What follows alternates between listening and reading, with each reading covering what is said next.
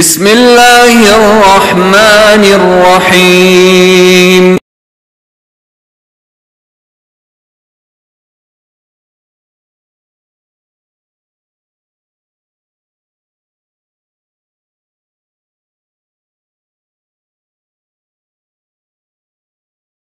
السلام علیکم ورحمۃ اللہ وبرکاتہ. الحمد للہ رب العالمین والصلاة والسلام علی اشرف الانبیاء والمرسلین وعلی آلہ وصحبہ ومن تبعہم بإحسان الی یوم الدین. اما بعد.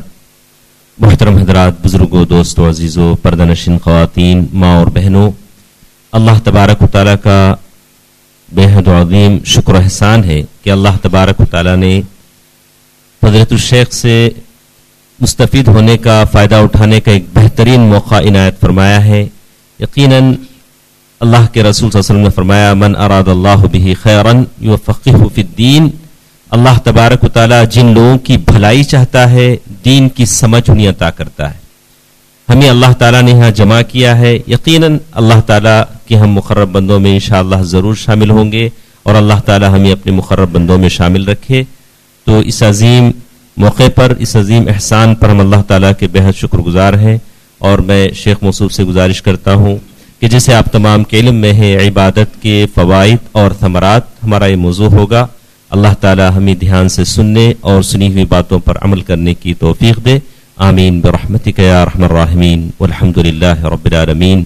والسلام علیکم ورحمۃ اللہ وبرکاتہ.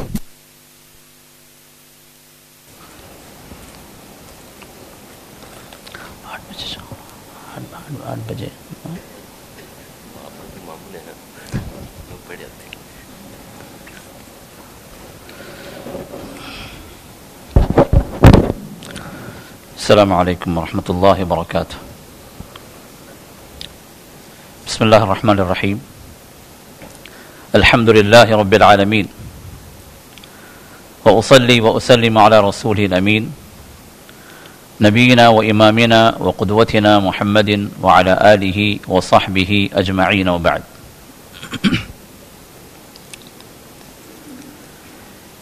یقول اللہ عز وجل فی کتابہ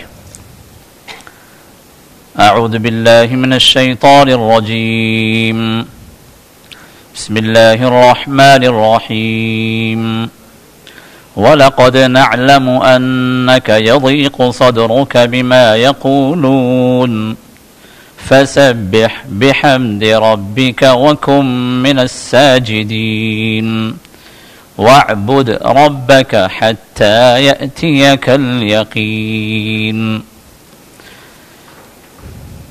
سورۃ الحجر کی آخری آیات میں اللہ رب العزت نے نبی علیہ الصلوۃ والسلام سے مخاطب ہوتے ہوئے ارشاد فرمایا وَلَقَدْ نَعْلَمُ، بلا شبہ ہم جانتے ہیں، أَنَّكَ يَضِيقُ صَدْرُكَ، کہ آپ کا دل بڑا تنگ ہوتا ہے، کوفت ہوتی ہے، بما یقولون، ان لوگوں کی باتوں سے، محمد رسول اللہ صلی اللہ علیہ وسلم کے خلاف، آپ کے دشمن جو تانے، جو گالیاں اور دین کی جد و جہد کے خلاف جو باتیں آپ سے متعلق، جو غلط سلط الزامات، ان سب چیزوں کو سن کر رسول اللہ صلی اللہ علیہ وسلم کو بڑا دکھ ہوتا تھا.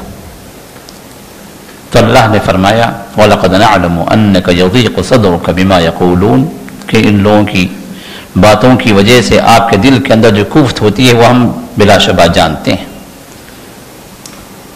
لیکن علاج کیا؟ فَسَبِّحْ بِحَمْدِ رَبِّكَ، آپ کے رب کی حمد و ثنا کے ساتھ اس کی تسبیح بیان کریں. وَكُن مِّنَ السَّاجِدِينَ، اور سجدہ کرنے والوں میں سے ہو جائیں.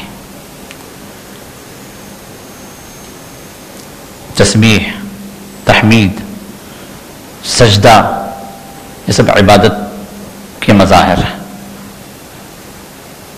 عبادات کے طریقے ہیں. پھر آگے اللہ نے فرمایا وَاعْبُدْ رَبَّكَ حَتَّى يَأْتِيَكَ الْيَقِينُ، آپ کے رب کی آپ عبادت کرتے رہیں जब तक कि आपको मौत ना आ जाए। ये अल्लाह ने इलाज बता। बरदरान इस्लाम, बुजुर्ग और अजीज़ों, मोहतरम नौजवानों, मोहतरम ख़वातीन, अल्लाह रब्बुल इज़्ज़त ने हमें आपके सामने उसकी दीन की बात, उसकी किताब और उसके हबीब मोहम्मद रसूलुल्लाह सल्लल्लाहु अलैहि वसल्लम के फरमान के रोशनी में आपके सामने पेश करने की फिर से एक और मर्तबा उस रब्बुल इज़्ज़त ने सआदत नसीब फरमाई है। अल्लाह रब्बुल इज़्ज़त हमारे इस जमा होने को कबूल फरमाए और हमारे सुनने को अल्लाह ताला हमारे लिए हसनात में लिखे और सिर्फ सुनने वालों में अल्लाह ना बनाए, बल्कि साथ साथ सुनकर उसकी बातों पर अमल करने वालों में अल्लाह हम सबको शामिल फरमाए। और जिस तरह यहाँ उस दीन की निस्बत से हम सबको जमा फरमाया है, अल्लाह रब्बुल इज़्ज़त से ये इल्तिजा, ये दुआ कि इसी तरह बल्कि इससे बेहतर अंदाज में रब्बुल इज़्ज़त हम सबको जन्नतुल फिरदौस में हमारी माओं बहनों के साथ, हमारे अजीज़ व क़ारिब के साथ, हमारे वालिदैन के साथ और हमारे अपने अहबाब के साथ अल्लाह हम सबको जमा फरमाए। आमीन या रब्बल आलमीन। वक्त चूंकि कम है, उस एतबार से बगैर किसी तमहीद के मैं अपना मौजू शुरू करता हूँ। और मौजू का आपको पता है कि इबादत और उसके समरात और उसके फ़वाइद, इबादत और उसके फ़वाइद। दर हकीकत ये मौजू एक मुसलमान की ज़िंदगी से बड़ा ही गहरा ताल्लुक़ रखता है, क्योंकि हर मुसलमान जब वो मुसलमान है तो इबादत गुजार भी है, इबादत तो करता ही करता है। और हमारे पास इबादत का मफहूम चूंकि नमाज रोज़े से मुताल्लिक़ है, इसी वजह से नमाज रोज़े को हमारे पास एक आइडेंटिटी एक एक्ट बना दिया गया है कि जो आदमी, जो बंदा नमाजी है, कहते बड़ा दीनदार है जी।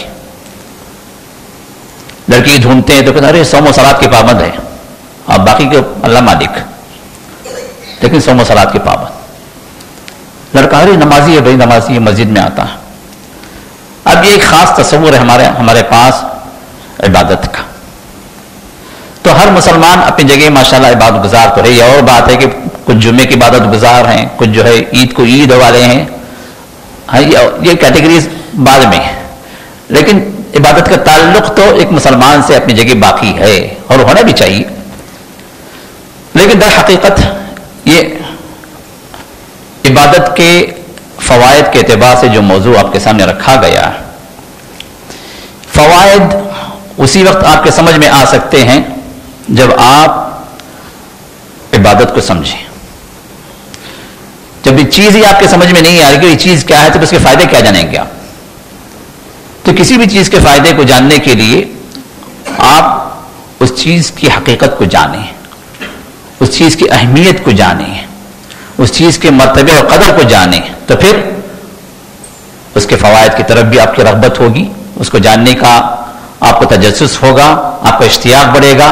और फिर जो फ़वाइद आपके सामने आएंगे तो उसको इम्प्लीमेंट करने के लिए, उसको हासिल करने के लिए, अपनी ज़िंदगी के अंदर उसको पाने के लिए आप कोशिश करेंगे कि मुझे मिल जाए। तो इसलिए हम सबसे पहले उस पार्ट की तरफ आते हैं जो हमारे मौजू के दो पार्ट हो चुके हैं अभी, यानी इबादत और उसके फ़वाइद।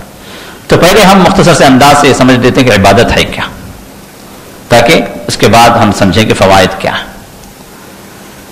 तो इबादत के एतबार से जो तस्वुर हमारे पास है कि नमाज, रोज़ा, हज, ज़कात, ये इस तरह ज़िक्र, अज़कार, ये इबादतें हैं, ठीक है, अपनी जगह इबादतें हैं, इससे इनकार नहीं।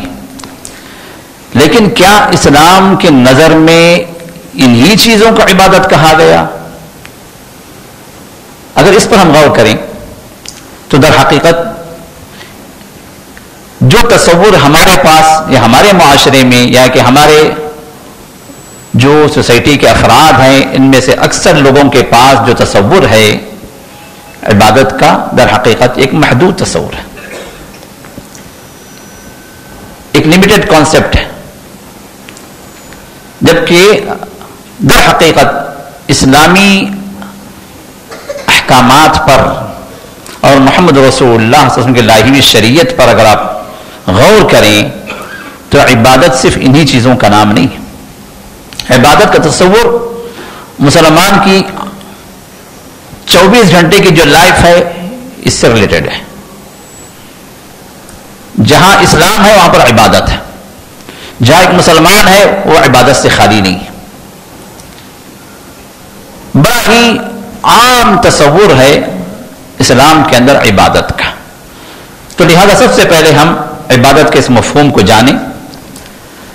عبادت اگر اس کی لٹرل میننگ کی طرف اگر آپ آئیں، جو عین با دال یہ اس کا اصل مادہ یہ اصل روٹ ورڈز ہیں اس کے، عبد جس سے عبادت، اس کا معنی کیا ہے؟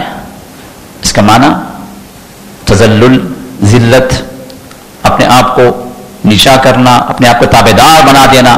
اسی وجہ سے ایک غلام کو عربی میں کہا جاتا ہے عبد، عبد غلام ہے، کیونکہ غلام کی اپنی کوئی چیز نہیں ہوتی، وہ کسی چیز کا مالک نہیں ہوتا، سب اس کا آقا وہی مالک ہے، ہر چیز کا، اس کے مال کا، اس کے وقت کا، اس کی طاقتوں کا، اس کی محنتوں کا، یہاں تک کہ اس کی جتنی بھی چیزیں ہیں اپنا مالک نہیں ہے، اس کا مالک وہ مالک۔ اور یہ عبد کون ہے؟ وہ ہے جو ایک بندے کا غلام ہے، اور مسلمان کا عابد کہا گیا، وہ عابد ہے، یہ عابد عبادت کرنے والا، یہ غلام ہے کون؟ یہ اللہ کا غلام، اس کی اپنی کوئی چیز نہیں، اس لیے کہ اپنی کوئی چیز وہ لے کر نہیں آیا، وہ خود سے نہیں آیا، وہ بھیجا گیا، وہ بھیجا گیا، اور جس طرح بھیجا جاتا ہے اس طرح بلایا بھی جاتا ہے، نہ اس کے آنے میں اپنا اختیار ہے نہ اس کے جانے میں اس کا اختیار ہے۔ غور کریں اس بات پر، جب نہ آنا اس کے اختیار میں ہے اور جو چیزیں اپنے ساتھ لے آتا ہے نہ ان لے آنوں میں نہ اس کا اختیار ہے۔ کوئی آدمی جو ہے جب اس دنیا میں پہنچے یا اس دنیا میں پہنچتا ہے تو کیا وہ رب سے مانگ کر لاتا ہے کہ مجھے جو ہے یہ چیزیں چاہیے، مجھے اتنی دولت چاہیے، میرے نام کی اتنی بلڈنگیں چاہیے، میرے پاس بیک بینک اتنا ہونا چاہیے، میری یہ قوتیں چاہیے، میرے جسم کا یہ طاقت جسم کی ہونی چاہیے، یہ ہائٹ ہونا چاہیے، یا یہ رنگ ہونا چاہیے؟ کچھ نہیں، جو بھی دے وہ رب کی نعمتیں۔ تو آنا اور ساتھ میں لانا یہ اس کے اختیار میں نہیں ہے، اور پھر جب یہاں سے جانا ہے وہ بھی اس کے اختیار میں نہیں ہے، نہ جانے کی کوشش کرتا ہے۔ بیمار ہو جا رہے ہیں فوراً ہاسپٹل میں ایڈمٹ کرو، اچھے سے اچھا ہاسپٹل میں، کیوں؟ جانے سے رک جائے، ہزار لاکھوں کوششیں کریں جانے سے نہیں رکتا کوئی بھی، کیونکہ آنے کا اسے اختیار نہیں تھا تو جانے کا بھی اسے اختیار نہیں، اور رب کا اختیار۔ تو آنے اور جانے کے درمیان میں جو زندگی ہے، اب اللہ چاہتے ہیں کہ یہ زندگی جب میں نے آپ کو میرے اختیار سے بھیجا ہے، میرے اختیار سے میں بلاؤں گا، تو میں چاہتا ہوں کہ تم اپنے اختیار سے میرے غلام بن جاؤ۔ یہی عبد، یہی عبادت، کہ یہ آنے اور جانے کے درمیان کا جو وقفہ ہے، جو ہماری زندگی ہے، یہ زندگی عبد والی ہو، غلام والی ہو، کوئی اختیار آپ کا اختیار نہ ہو، رب کا جو اختیار ہے اس کا بھی اختیار کریں۔ اور اسی رب کے اختیار کرنے کی اللہ تعالیٰ نے جو جزا آپ کو دی ہے، جو بدلہ آپ کو دیا ہے، اس کی جنتیں ہیں، بلکہ یہ جنتیں بھی اللہ کی نعمتیں ہیں۔ اگر وہ نہ چاہے، اگر وہ دینا نہ چاہے تو ہم کیا کر سکتے ہیں؟ لیکن اس رب کا کرم ہے، اس کا رب کا احسان ہے کہ جب بندہ اپنے اختیار سے اس رب کے اختیار کر لیتا ہے زندگی میں، تو اس رب کا کرم یہ ہوتا ہے کہ اس رب نے اپنے اوپر لازم کر لیا کہ ایسے بندے کو میں اپنی جنت میں داخل کروں گا، یہ اس کا احسان۔ تو اسی وجہ سے عبادت کا مفہوم علماء نے جو بتلایا، عبادت کی جو تعریف کی ہے وہ نماز روزے کی تعریف نہیں ہے. وہ ڈیفینیشن کیا ہے؟ وہ یہ کہ اسم جامع لكل ما يحبه الله ويرضاه من الاقوال والاعمال الظاهره والباطنه. کہ عبادت کیا ہے؟ ایک ایسا جامع لفظ ہے، ایک ایسا مختصر سا کلمہ ہے جس کا مفہوم کیا ہے کہ ہر وہ چیز، ہر وہ کام، ہر وہ بات جو اللہ کو پسند آ جائے اور اللہ اس سے راضی ہو جائے. تو رب کو راضی کرنے والا ہر معاملہ، رب کو راضی کرنے والی ہر بات، رب کو خوش کرنے والی ہر چیز جو ہم سے صادر ہو، یہ عبادت میں داخل ہے. چاہے وہ قول ہو، چاہے وہ عمل ہو، چاہے ہماری ظاہری بات ہو جو سب کے سامنے ہم کریں، چاہے وہ ہمارے دل کے اندر ہم کریں. دل کے اندر کے ارادے بھی یہ بھی داخل ہو جاتے ہیں عبادت کے اندر، اگر وہ رب کو راضی کرنے والا ارادہ ہو.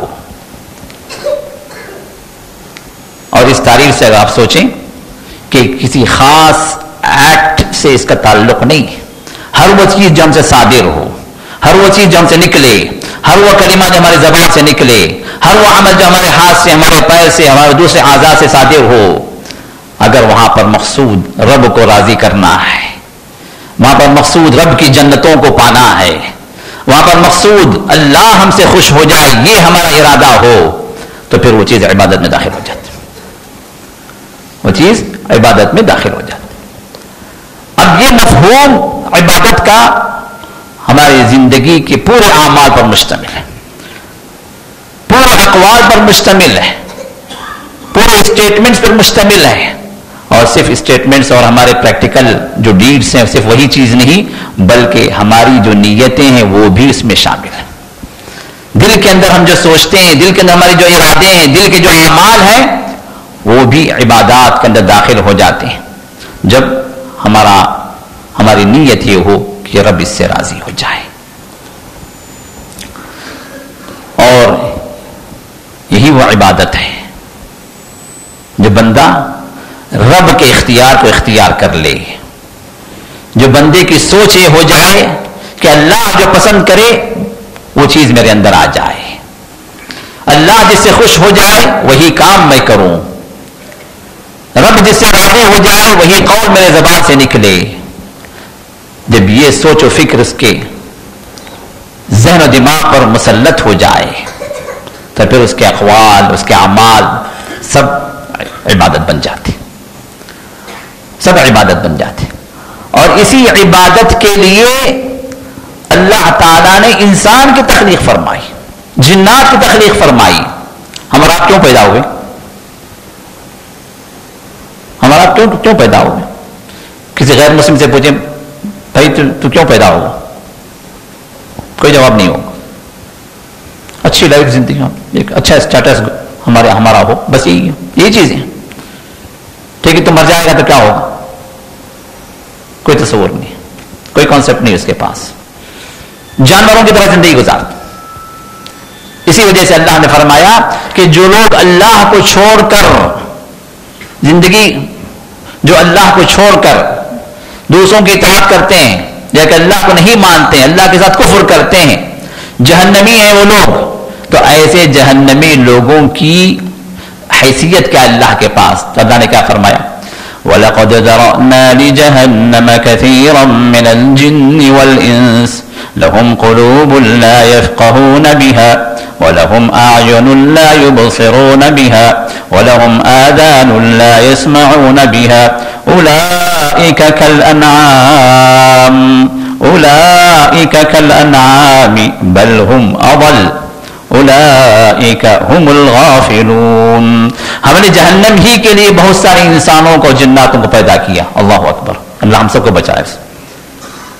رب کیا فرماتا ہے؟ ہم نے جہنم میں داخل کرنے کے لیے، جہنم کا ایندھن بننے کے لیے، جہنم ہی میں ان کو جلانے کے لیے ہم نے پیدا کیا. کس کو؟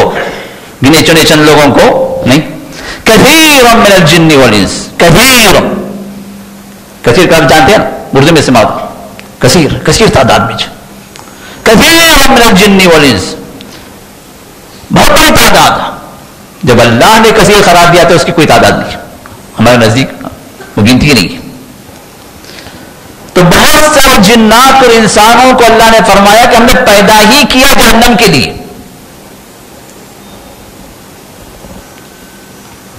कौन है वो लोग? लहुम कुलूब ला यफ़क़हून बिहा, उनके दिल हैं लेकिन दिलों के अंदर कोई समझ नहीं है, अल्लाह के हक को नहीं समझते, इस दीन को नहीं समझते, रब को नहीं पहचानते।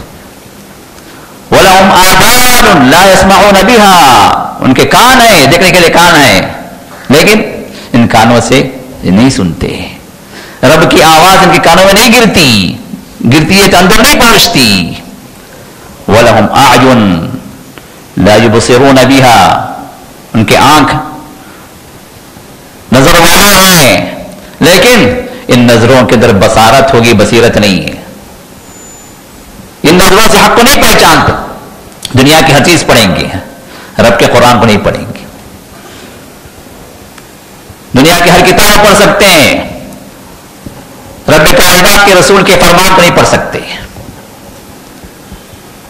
हक इनकी आंखों के सामने नहीं आएगा, पहचान नहीं। अब ऐसे लोग, अल्लाह ने क्या फरमाया, ये वो लोग हैं जिनको पता ही नहीं कि क्यों पैदा हुए, कोई कॉन्सेप्ट ही नहीं है, क्यों आए दुनिया के अंदर।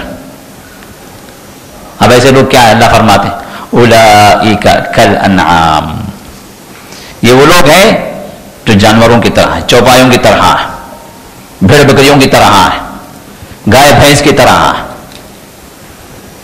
बल्कि अल्लाह फरमाता है बल हुम अवल, बल्कि उससे भी ज्यादा गुमराह है, उससे भी ज्यादा गए गुजरे हैं, इसलिए कि जानवर अपने मालिक को पहचानता,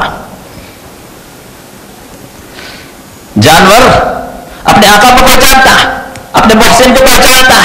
कुत्ते को हड्डी भी आप डाल देंगे तो जो से मिला के खड़ता है आपके साथ में, पहचानता है मोहसिन है मेरा, पहचानता नहीं पहचान। जानवर अपने मालिक को पहचानता है, अपने मोहसिन को पहचानता है, लेकिन ये वो इंसान जो बदबख्त, जो अपने रब को नहीं पहचानता, जो आने के मकसद को नहीं जानता, ये वो गई गुजरी मखलूक है जो इस जानवर से भी बदतर है।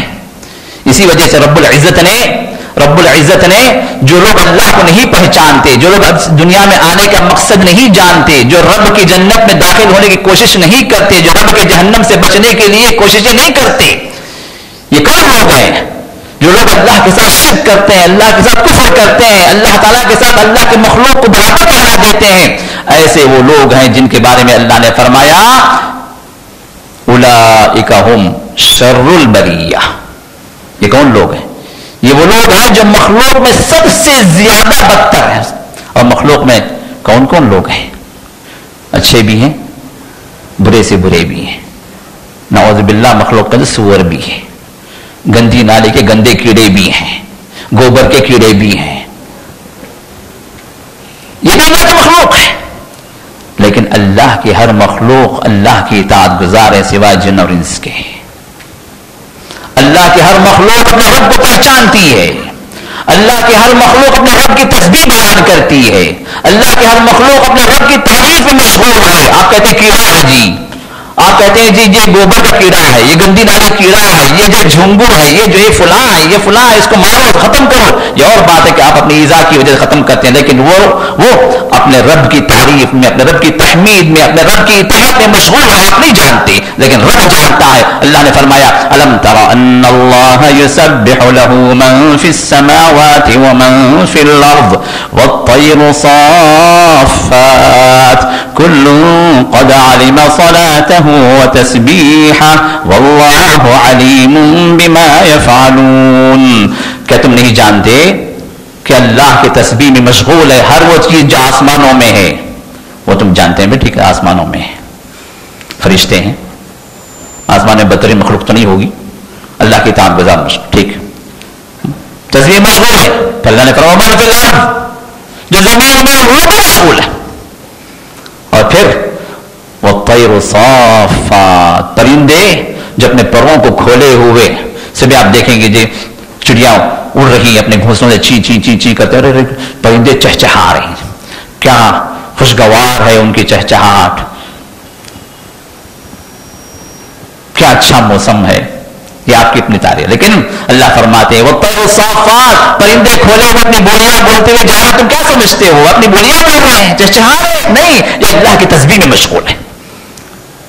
قد علم صلاته وتسبیحا، ہر ایک کو اللہ نے اس کی نماز بھی سکھلائی ہے اور اس کی تسبیح بھی سکھلائی ہے. اللہ اکبر.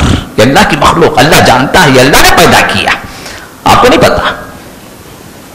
واللہ علیم بما یفعلون، جو کچھ وہ کر رہے ہیں اللہ بہتر جاننے والے ہیں. یہ اللہ علیم ہے. تمہارے ساتھ وہ مخلوق ہوتی ہے، تم نہیں سمجھتے وہ کیا کہہ رہی ہے، وہ کیا بتا رہی ہے، تم سمجھتے خاموش بیٹھے. نہیں، خاموش نہیں، ذکر میں مشغول ہے. درخت کا پتا گرتا ہے، تم گر گیا، وہ گر گیا کیا نہیں، وہ اللہ کی تسبیح، اللہ کی خشیت سے گرا.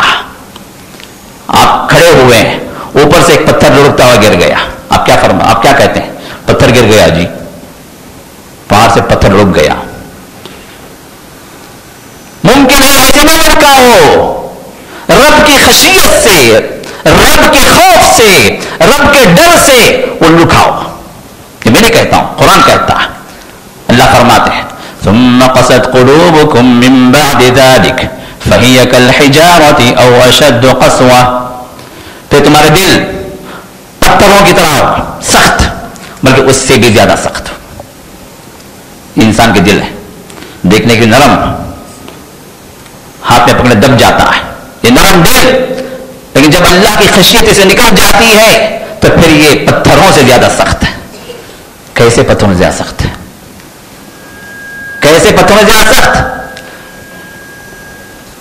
اللہ فرماتے ہیں وَإِنَّ مِنَ الْحِجَارَةِ لَمَا يَتَفَجَّرُ مِنْهُ الْأَنْهَارُ وَإِنَّ مِنْهَا لَمَا يَهْبِطُ مِنْ خَشْيَةِ اللَّهِ وَمَا اللَّهُ بِغَافِلٍ عَمَّا تَعْمَلُونَ. یہ پتھر جو روکتے ہیں، پتھروں کو اللہ فرماتے ہیں تمہارے دل پتھروں سے زیادہ سخت ہیں. کیوں؟ اس لیے کہ پتھروں میں وہ پتھر بھی ہیں جب وہ لما يتفجر منه الانہار، دیکھنے کو پتھر ہے لیکن وہ پتھر پھٹتا ہے اور چشمہ ابل پڑتا ہے. پتھروں سے پانی دیکھا نہیں؟ ہاں، واٹر فال سے واٹر فال گر رہا ہے، پانی گر رہا ہے. کہاں سے گر رہا ہے؟ پتھر سے گر رہا ہے. زمزم، یہ اللہ کی نعمت، یہ اللہ تعالیٰ کرشمہ، اس اسلام کی عظمت کو ثابت کرنے والی یہ اللہ کی نعمت ہے. یہ زمزم جو پھوٹ رہا ہے، کہاں سے پھوٹ رہا ہے؟ پتھروں سے پھوٹ رہا ہے. کوئی گہرا کنواں نہیں ہے. دنیا بھر کے سائنسدانوں نے تحقیق کر لیا، ہر ایک اپنی جگہ تعجب میں ڈوبا ہوا. یہ چھوٹا سا کنواں، پانی کہاں سے پھوٹ رہا ہے آج تک کسی کو پتا نہیں، صرف پتھروں سے پھوٹ رہا. حجر اسود کے مقام پر اس کے نیچے زیادہ فورس ہے اس کا، لیکن اصل کنواں ہے کہاں سے نہیں پتا، آج تک نہیں معلوم. اتنی تحقیقات ہو چکی. پتھر سے پھوٹ رہا ہے پانی، پتھروں سے پھوٹ رہا ہے، اور دنیا بھر کے لوگوں کو سیراب کر رہا ہے. آج سے نہیں، ہزاروں سال سے، اور انشاءاللہ کرتا رہے گا. پتھر، اللہ فرماتے ہیں کہ پتھر، تم کہتے ہو پتھر، لیکن پتھر سے پھٹ کر نہر بہتی ہے، پانی بہتا، اور اس سے بھی زیادہ وَإِنَّ مِنْهَا لَمَا يَهْبِطُ مِنْ خَشْيَةِ اللَّهِ، اور ان پتھروں میں وہ پتھر بھی ہیں جب وہ گرتے ہیں تو ایسے نہیں گرتے بلکہ اللہ کی خشیت سے، اللہ کے ڈر سے، اللہ کے خوف سے گر پڑتے ہیں. ہم کبھی گرے؟ اللہ کا خوف کبھی غالب ہوا ہم پر؟ کبھی سجدہ ریز ہوئے اللہ کی خشیت سے، اللہ کے عذاب سے ڈر کر؟ کبھی جہنم کا عذاب ہمارے تصور میں آیا؟ اللہ کی جہنم ہمارے تصورات کو، ہمارے رونگٹے کبھی کھڑے کیے؟ لیکن یہ پتھر ہیں، دیکھ، جو ہم کہتے ہیں پتھر پاؤں سے لڑکا دیتے ہیں، لیکن یہ پتھر اللہ کی عبادت میں مشغول ہے. یہ پتھر اللہ کی خشیت سے گر پڑتے ہیں. تو میرے دوستو، انسان میں سب سے برا انسان وہ ہے، بلکہ مخلوق میں سب سے بری مخلوق وہ ہے جو رب کو نہ پہچانے، جو کس لیے اس دنیا میں آئے وہ مقصد ان کو نہ معلوم ہو. اور تعجب کی بات یہ ہے کہ غیر مسلم تو غیر مسلم، لیکن کئی مسلمان بھی ایسے ہیں جب ان سے آپ پوچھتے ہیں بھائی آپ کیوں اس دنیا میں آئے؟ نہیں پتا جی، آ گئے بس. کیوں آئے؟ رب العزت کا قرآن پڑھیں، اللہ مقصد بتلاتے ہیں. وما خلقت الجن والانس الا ليعبدون. اللہ مقصد بتلا رہے ہیں کیوں پیدا کیا. کیونکہ اللہ تعالیٰ ایسے بیکار بیٹھا تھا پیدا کر دیا. اللہ تعالیٰ کو دیکھنا تھا کہ رنگ برنگ جو یہ مخلوق کیسے نظر آتی ہے, دیکھے خوش ہو جائے, اس لیے پیدا کر دیا. فرمایا وما خلقت الجن والانس الا ليعبدون, ہم نے جن کو اور انس کو, جنات اور انسانوں کو ہم نے پیدا کیا کس کے لیے؟ تاکہ وہ میری عبادت کرے, میری عبادت کرے. عبادت اور عبادت میں فرق. اللہ نے دوسری مخلوقات کو تو عبادت کے لیے پیدا کیا. کوئی مخلوق ایسی نہیں جو اللہ کی عبادت نہ کر رہی ہو, سب عبادت میں مشغول ہے. لیکن عبادت اور عبادت کی کیفیت میں فرق ہے. محمد رسول اللہ صلی اللہ علیہ وسلم جب معراج کے لیے تشریف لے گئے تو اس کا بیان کرتے ہوئے محمد رسول اللہ سے ارشاد فرماتے ہیں میں نے دیکھا کہ آسمانوں میں اتنے فرشتے ہیں اور وہاں آسمانوں کے ساتوں آسمانوں کے اوپر البیت المعمور, جس کی قسم سورۃ الطور میں اللہ نے کھائی, والبیت المعمور, قسم ہے بیت المعمور کی, یہ آسمانوں کا کعبہ. فرمایا کہ وہاں پر فرشتوں کا گروپ اس بیت المعمور میں داخل ہو کر سجدہ کرنے کے لیے انتظار کر, اور ایک دو کی تعداد نہیں, 70,000 کا گروپ ہے فرشتوں کا. اب اس گروپ کا کام کیا ہے؟ سجدہ کرنا, اللہ رب العزت کو اس وہاں کے کعبے میں پہنچ کر سجدہ کرنا, یہی ان کی عبادت ہے. اور ان کی تعداد کتنی ہے؟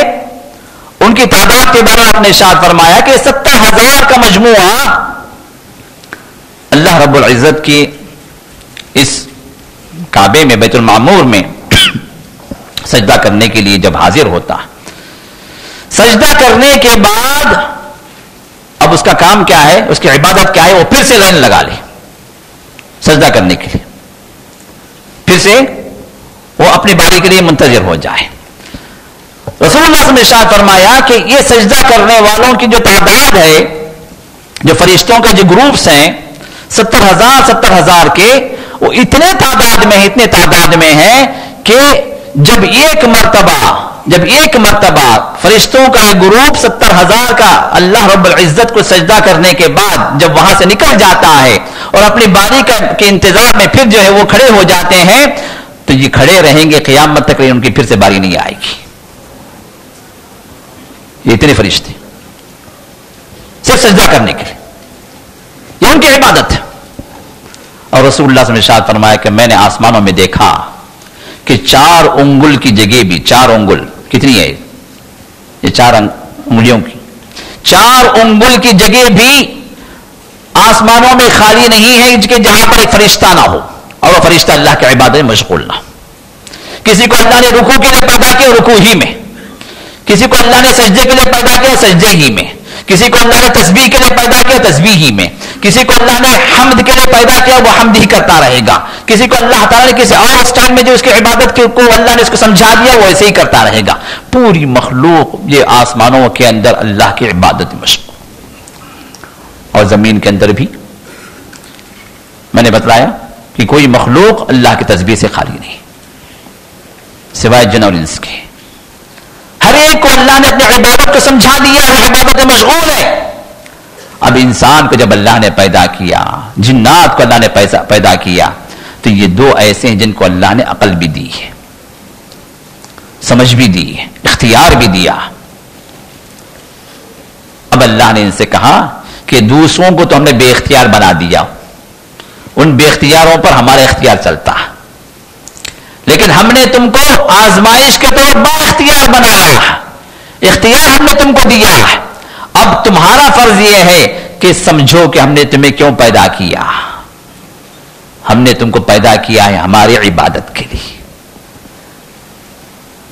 ہماری عبادت کے اس مقصد کو سامنے رکھ کر تم اپنے اختیار کو بے اختیار کر لو, ہمارا اختیار تم پر چلے.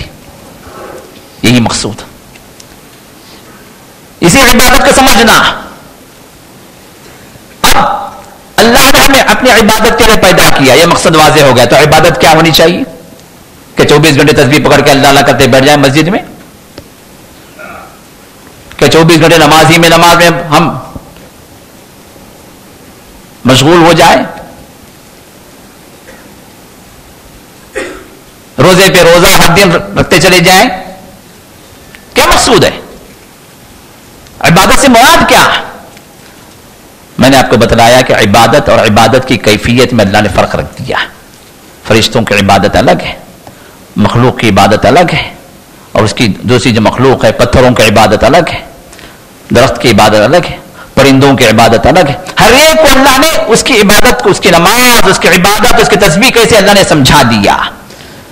اب جن اور انس کو بھی اللہ نے سمجھایا کہ عبادت کیسی ہے, اپنے رسول کے ذریعے سے, محمد رسول اللہ کے ذریعے سے. اس سے پہلے کے جو دیگر جو انبیاء آئے ہیں, پچھلی جو امتیں جو گزری ہیں, ان کو ان کے انبیاء کے ذریعے سے اللہ نے سمجھا دیا کہ عبادتیں کیسی ہوں, کیسے اللہ کی اطاعت ہو, کیسے اللہ کی عبادت ہو. اور محمد رسول اللہ صلی اللہ علیہ وسلم نے جو عبادت ہمیں بتلائی ہے وہ صرف مسجد میں حاضر ہو جانا, نماز ہی میں اپنی زندگی کو گزار لینا, دنیا سے کٹ جانا, دنیا کی کوئی چیز اختیار نہ کرنا, یہ عبادت نہیں ہے, یہ مقصود نہیں ہے. اور صحابہ نے بعض وقت یا بعض صحابہ نے اس طرح کی عبادتوں نے سمجھ لیا تو رسول اللہ صلی اللہ علیہ وسلم نے ان کی اصلاح فرمائی. محمد رسول اللہ صلی اللہ علیہ وسلم کے گھر 3 صحابہ تشریف لاتے ہیں صرف یہ جاننے کے لیے کہ محمد رسول اللہ صلی اللہ علیہ وسلم کی عبادت کیسی ہوتی.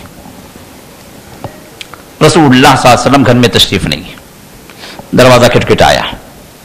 ازواج مطہرات میں سے کسی نے جواب دیا, کون ہے؟ کہا کہ ہم اللہ کے رسول کے صحابہ ہیں, ہم صرف یہ جاننے کے لیے آئے ہیں کہ محمد رسول اللہ صلی اللہ علیہ وسلم اپنے گھر کے اندر اللہ کی کیسی عبادت کرتے تھے. باہر جو عبادت ہوتی تھی وہ تو ہمیں جانتے ہیں, لیکن گھر کے اندر آپ کیسے رہتے تھے, کیا عبادت آپ کرتے تھے, اس کو جاننے کے لیے ہم آئے. تو امہات المومنین میں سے جو وہاں پر تھی, انہوں نے رسول اللہ کی عبادت گھر کے اندر کیسے ہوتی تھی, رات کی آپ تہجد کی نماز آپ کیسے پڑھتے تھے, آپ کی عبادت کی کیفیت کیسی ہوتی تھی, اس کو مختصر بیان کیا. تو ان لوگوں نے جب سنا تو آپس میں کہا کہ یار یہ تو اللہ کے رسول ہیں, اور رسول ہو کر وہ اتنی عبادت کر رہے ہیں, تو ہم تو عام بندے ہیں, ہم عام امتی ہیں, تو ہماری عبادت کیسی ہونی چاہیے, رسول اللہ سے بڑھ کر ہونی چاہیے. تو آپس میں یہ لوگ مشورے کیے, اور اس کے بعد ایک نے کہا کہ یار یہ بیوی بچے یہی جو ہے ہماری عبادتوں خراب کرتے ہیں, تو لہذا میں کبھی شادی نہیں کروں گا. ایک نے کہا کہ میں کبھی شادی نہیں کروں گا. دوسرے نے کہا کہ یہ کھانا پینا یہ جو سب سے زیادہ مصیبت والا مرحلہ ہے جو ہمیں اللہ سے دور کر دیتا ہے, اس کے چکر میں پڑے رہتے ہیں, لہذا میں ہمیشہ روزے دار ہوں. ایک نے کہا کہ میں ہمیشہ روزے دار ہوں. تیسرے نے کہا کہ رسول اللہ صلی اللہ علیہ وسلم رات کھڑے رہتے ہیں, آپ کے پیروں میں برم آ جاتا ہے, تو پھر اس سے زیادہ ہماری عبادت ہونی چاہیے, تو لہذا آج کے بعد سے میں کبھی سوؤں گا نہیں, رات بھر میں عبادت کروں گا, رات بھر تہجد گزار. یہ ان تینوں نے آپس میں مشورہ کیا, یہ آپس میں بول لی وہیں پر کھڑے کھڑے. ازواج مطہرات میں سے جو وہاں پر تھیں انہوں نے سن لیا اس بات کو, کہا کچھ نہیں. رسول اللہ صلی اللہ علیہ وسلم جیسے گھر میں داخل ہوئے تو انہوں نے کہا کہ یا رسول اللہ صلی اللہ علیہ وسلم اس طرح آپ کے کچھ اصحاب آئے تھے اور انہوں نے ہم سے اس طرح پوچھا, تو ہم نے جواب دیا, اور پھر اس کے بعد انہوں نے آپس میں اس طرح کا مشورہ کیا اور یہاں سے چلے گئے. روایت میں بات آتی ہے کہ محمد رسول اللہ صلی اللہ علیہ وسلم نے جیسے ہی سنا کہ اس طرح ان لوگوں نے باتیں کی ہیں, گھر میں جس طرح آپ داخل ہوئے اسی طرح الٹے قدم میں واپس ہو گئے, گھر سے باہر نکلے. کہاں گئے؟ سیدھے مسجد میں, اور بلال سے کہا کہ لوگوں جمع کرو. اور اس وقت جو ہے کسی بھی امپورٹنٹ کوئی نیوز دینا تھا تو ایک طریقہ ہوتا تھا کہ صلاۃ جامعہ, جمع ہونے کے لیے ایک ندا تھی. بلال نے ندا دی, سب جمع ہو گئے. دیکھیے یہ کتنی اہم بات تھی کہ محمد رسول اللہ صلی اللہ علیہ وسلم نے کس سرعت کے ساتھ اس کی اصلاح فرمائی, اس کانسیپٹ کی, جو عبادت کا ایک کانسیپٹ انہوں نے جو اختیار کیا کہ ترک دنیا کو لات مارو, دنیا کو چھوڑ دو, دنیا سے ہٹ کر اپنا عبادت میں گزار لو. ہمیں بیوی بچے نہیں چاہیے, ہمیں دنیا کے کاروبار نہیں چاہیے, ہمیں جو ہے دنیا کے مشاغل نہیں چاہیے, کھانے پینے کے مسائل, یہ کاروبار کے مسائل, یہ بیوی بچوں کے مسائل, یہ سب خراب کرنے والی چیزیں. یہ کانسیپٹ یہ نان اسلامی کانسیپٹ ہے, یہ غیر اسلامی. محمد رسول اللہ صلی اللہ علیہ وسلم جیسے اندر داخل ہو ویسے باہر ہو. لوگوں کو جمع کیا, ممبر پر تشریف لائے اور کہا کہ لوگوں کیا بات ہے, اس طرح کی باتیں سننے میں آ رہی ہیں. رسول اللہ صلی اللہ علیہ وسلم جب بھی اصلاح فرماتے, لوگوں کی کسی بات پر تنبیہ کرنا ہوتا تو آپ یہ نہیں فرماتے کہ فلاں نے ایسا کہا, فلاں نے ایسا کہا. دیکھیے یہ دعوت اور اصلاح کا طریقہ, دعوت اصلاح کا طریقہ محمد رسول اللہ صلی اللہ علیہ وسلم نے شخصی اٹیک کرنے کے لیے نہیں کہا. ایک شخصی اٹیک انسان کو بگاڑ دیتا, انسان کو انا پر لے آتا. شیطان پیچھے سے انگلی کرتا, ہاں دیکھ تیرے خلاف یہ بول, تو بھی بول. ارے وہ بولے تو مان لینا, کیا نہیں مانتے. شخصی اٹیک نہیں ہونا چاہیے. محمد رسول اللہ صلی اللہ علیہ وسلم کہ اصلاح کا طریقہ یہ ہوتا تھا کہ آپ ممبر پر آتے اور کسی کو یہ نہیں کہ تم نے ایسا کہا, تم نے ایسا کہا, جبکہ آپ کو معلوم بھی ہوتا کبھی کہ بھائی فلاں نے کہا ہے. اس کے باوجود بھی آپ یہ نہیں فرماتے کہ اس نے اس طرح کہا, سوائے کہ کوئی ایسا موقع ہو جہاں پر اس شخص کی اصلاح بھی مقصود ہو اور لوگوں کو بتانا بھی ہو کہ اس نے اس طرح کیا. لیکن عمومی طور پر جو آپ کا طریقہ تھا وہ یہ کہ آپ فرماتے ما بال اقوام, کیا بات ہے کہ لوگ اس طرح کر رہے ہیں, کیا بات ہے کہ لوگ اس طرح کہہ رہے ہیں, کیا بات ہے کہ اس طرح کی بات سننے میں آ رہی ہے. اس طرح کے الفاظ. اب رسول اللہ صلی اللہ علیہ وسلم تشریف لائے ممبر پر اور کہا کہ کیا بات ہے کہ میں لوگوں کے بارے میں سن رہا ہوں کہ لوگ اس طرح کہہ رہے ہیں. کوئی کہہ رہا ہے کہ جو میں رات بھر کھڑا رہوں گا, کوئی کہہ رہا ہے کہ میں ہمیشہ روزے دار رہوں گا, کوئی کہہ رہا ہے کہ میں بیوی شادی بیاہی نہیں کروں گا. آپ نے فرمایا کہ دیکھو واللہ انی لأعلمکم باللہ, اللہ کی قسم میں تم میں سے سب سے زیادہ اللہ کے بارے میں جانتا ہوں.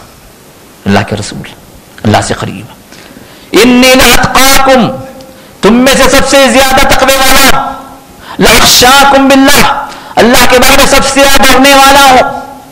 اللہ کی معرفت سب سے زیادہ مجھے, اللہ کا ڈر سب سے زیادہ مجھے ہے, اللہ کے بارے میں سب سے زیادہ تقوی میں نے اختیار کر رکھا ہے. لیکن اس کے باوجود انی لاصوم وافطر, میں روزہ بھی رکھتا ہوں, روزہ چھوڑتا بھی ہوں, کھاتا پیتا بھی ہوں. جبکہ محمد رسول اللہ صلی اللہ علیہ وسلم روزے کے بارے میں کبھی کبھار ایسا بھی روزہ رکھتے تھے کہ آپ صوم الدہر رکھتے تھے بغیر افطار کرے, افطار ہی نہیں ہوتا تھا. تو آج سحری کر لیے, پورا دن نکل گیا, کل کا پورا دن نکل گیا, پرسوں کا پورا دن نکل گیا, کچھ نہیں کھاتے, کچھ نہیں پیتے. یہ صوم الدہر. صحابہ نے کہا یا رسول اللہ صلی اللہ علیہ وسلم آپ رکھتے ہیں تو ہم بھی رکھیں گے آپ کے اقتداء میں. صحابہ تو شوقین تھے, مشتاق تھے سنتوں کے, ڈھونڈتے تھے کہ کون سی سنت مل جائے, کون سا ثواب ہمیں مل جائے. تو بعض صحابہ نے کہا یا رسول اللہ ہم بھی رکھتے ہیں. آپ نے فرمایا کہ نہیں, تمہارے لیے نہیں ہے, یہ تمہارے لیے نہیں ہے.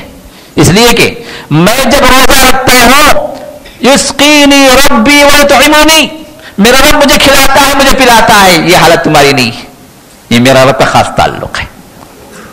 لیکن اس کے باوجود بھی امت کے لیے نمونہ ہونے کے لیے رسول اللہ صلی اللہ علیہ وسلم روزہ بھی رکھتے تھے, افطار بھی کرتے تھے. آپ نے فرمایا واللہ انی لاصوم وافطر, کہ میں روزہ بھی رکھتا ہوں اور روزہ چھوڑتا بھی ہوں, میں رات میں سوتا بھی ہوں, نماز کے لیے کھڑا بھی ہوتا ہوں, اور میں بیوی بچوں کو بھی میں نے اختیار کر رکھا ہے. اگر بیوی بچے اگر یہ بکھیڑے ہوتے, اللہ سے دور کرنے والی باتیں ہوتی, سب سے بڑا دور ہو جاتا. لیکن میں شادی بھی میں نے کر رکھی ہے, بچے بھی میرے ہیں. اور پھر آپ نے فرمایا فمن رغب عن سنتی فلیس منی, جس نے میرے طریقے کو چھوڑ دیا, میرے طریقے سے جس نے اعراض کیا, جس کو پسند نہیں کیا, وہ مجھ سے نہیں ہے. دیکھیے رسول اللہ نے کیسے وہاں پر عبادت کی اس مفہوم کی اصلاح فرمائی. لوگوں نے سمجھا کہ عبادت یہ کہ لگ جاؤ, کٹ جاؤ دنیا سے, نکل جاؤ چلوں میں, 4 مہینے 1 سال گھر کی طرف واپس نہ ہو جاؤ, یہ عبادت ہے.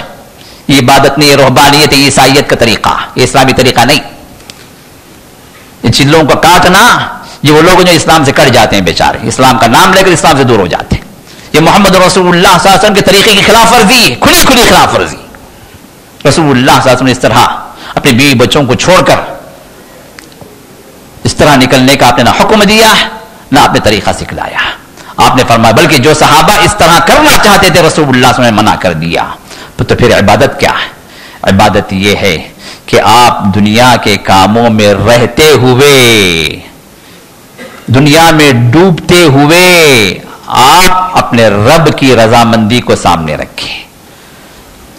दुनिया का काम करें लेकिन इस दुनिया के जरिए से आखिरत बनाएं। दुनिया के आमाल करें लेकिन इस दुनिया के आमाल के जरिए से रब की जन्नत को हासिल करें। मोहम्मद रसूलुल्लाह सल्लल्लाहु अलैहि वसल्लम के सामने दो भाइयों की हालत सहाबा ने पेश की। कहा कि या रसूलुल्लाह सल्लल्लाहु अलैहि वसल्लम हमारे पास दो भाई हैं। एक भाई तो वो है तो बेचारा जो बड़ा ही इबादत गुजार है, हमेशा जो इबादत में मशगूल है, तस्बीह अज़कार में नवाफिल में मशगूल है, कुछ ना खाता है ना कमाता है, रोजेदार है और कमाई भी नहीं करता।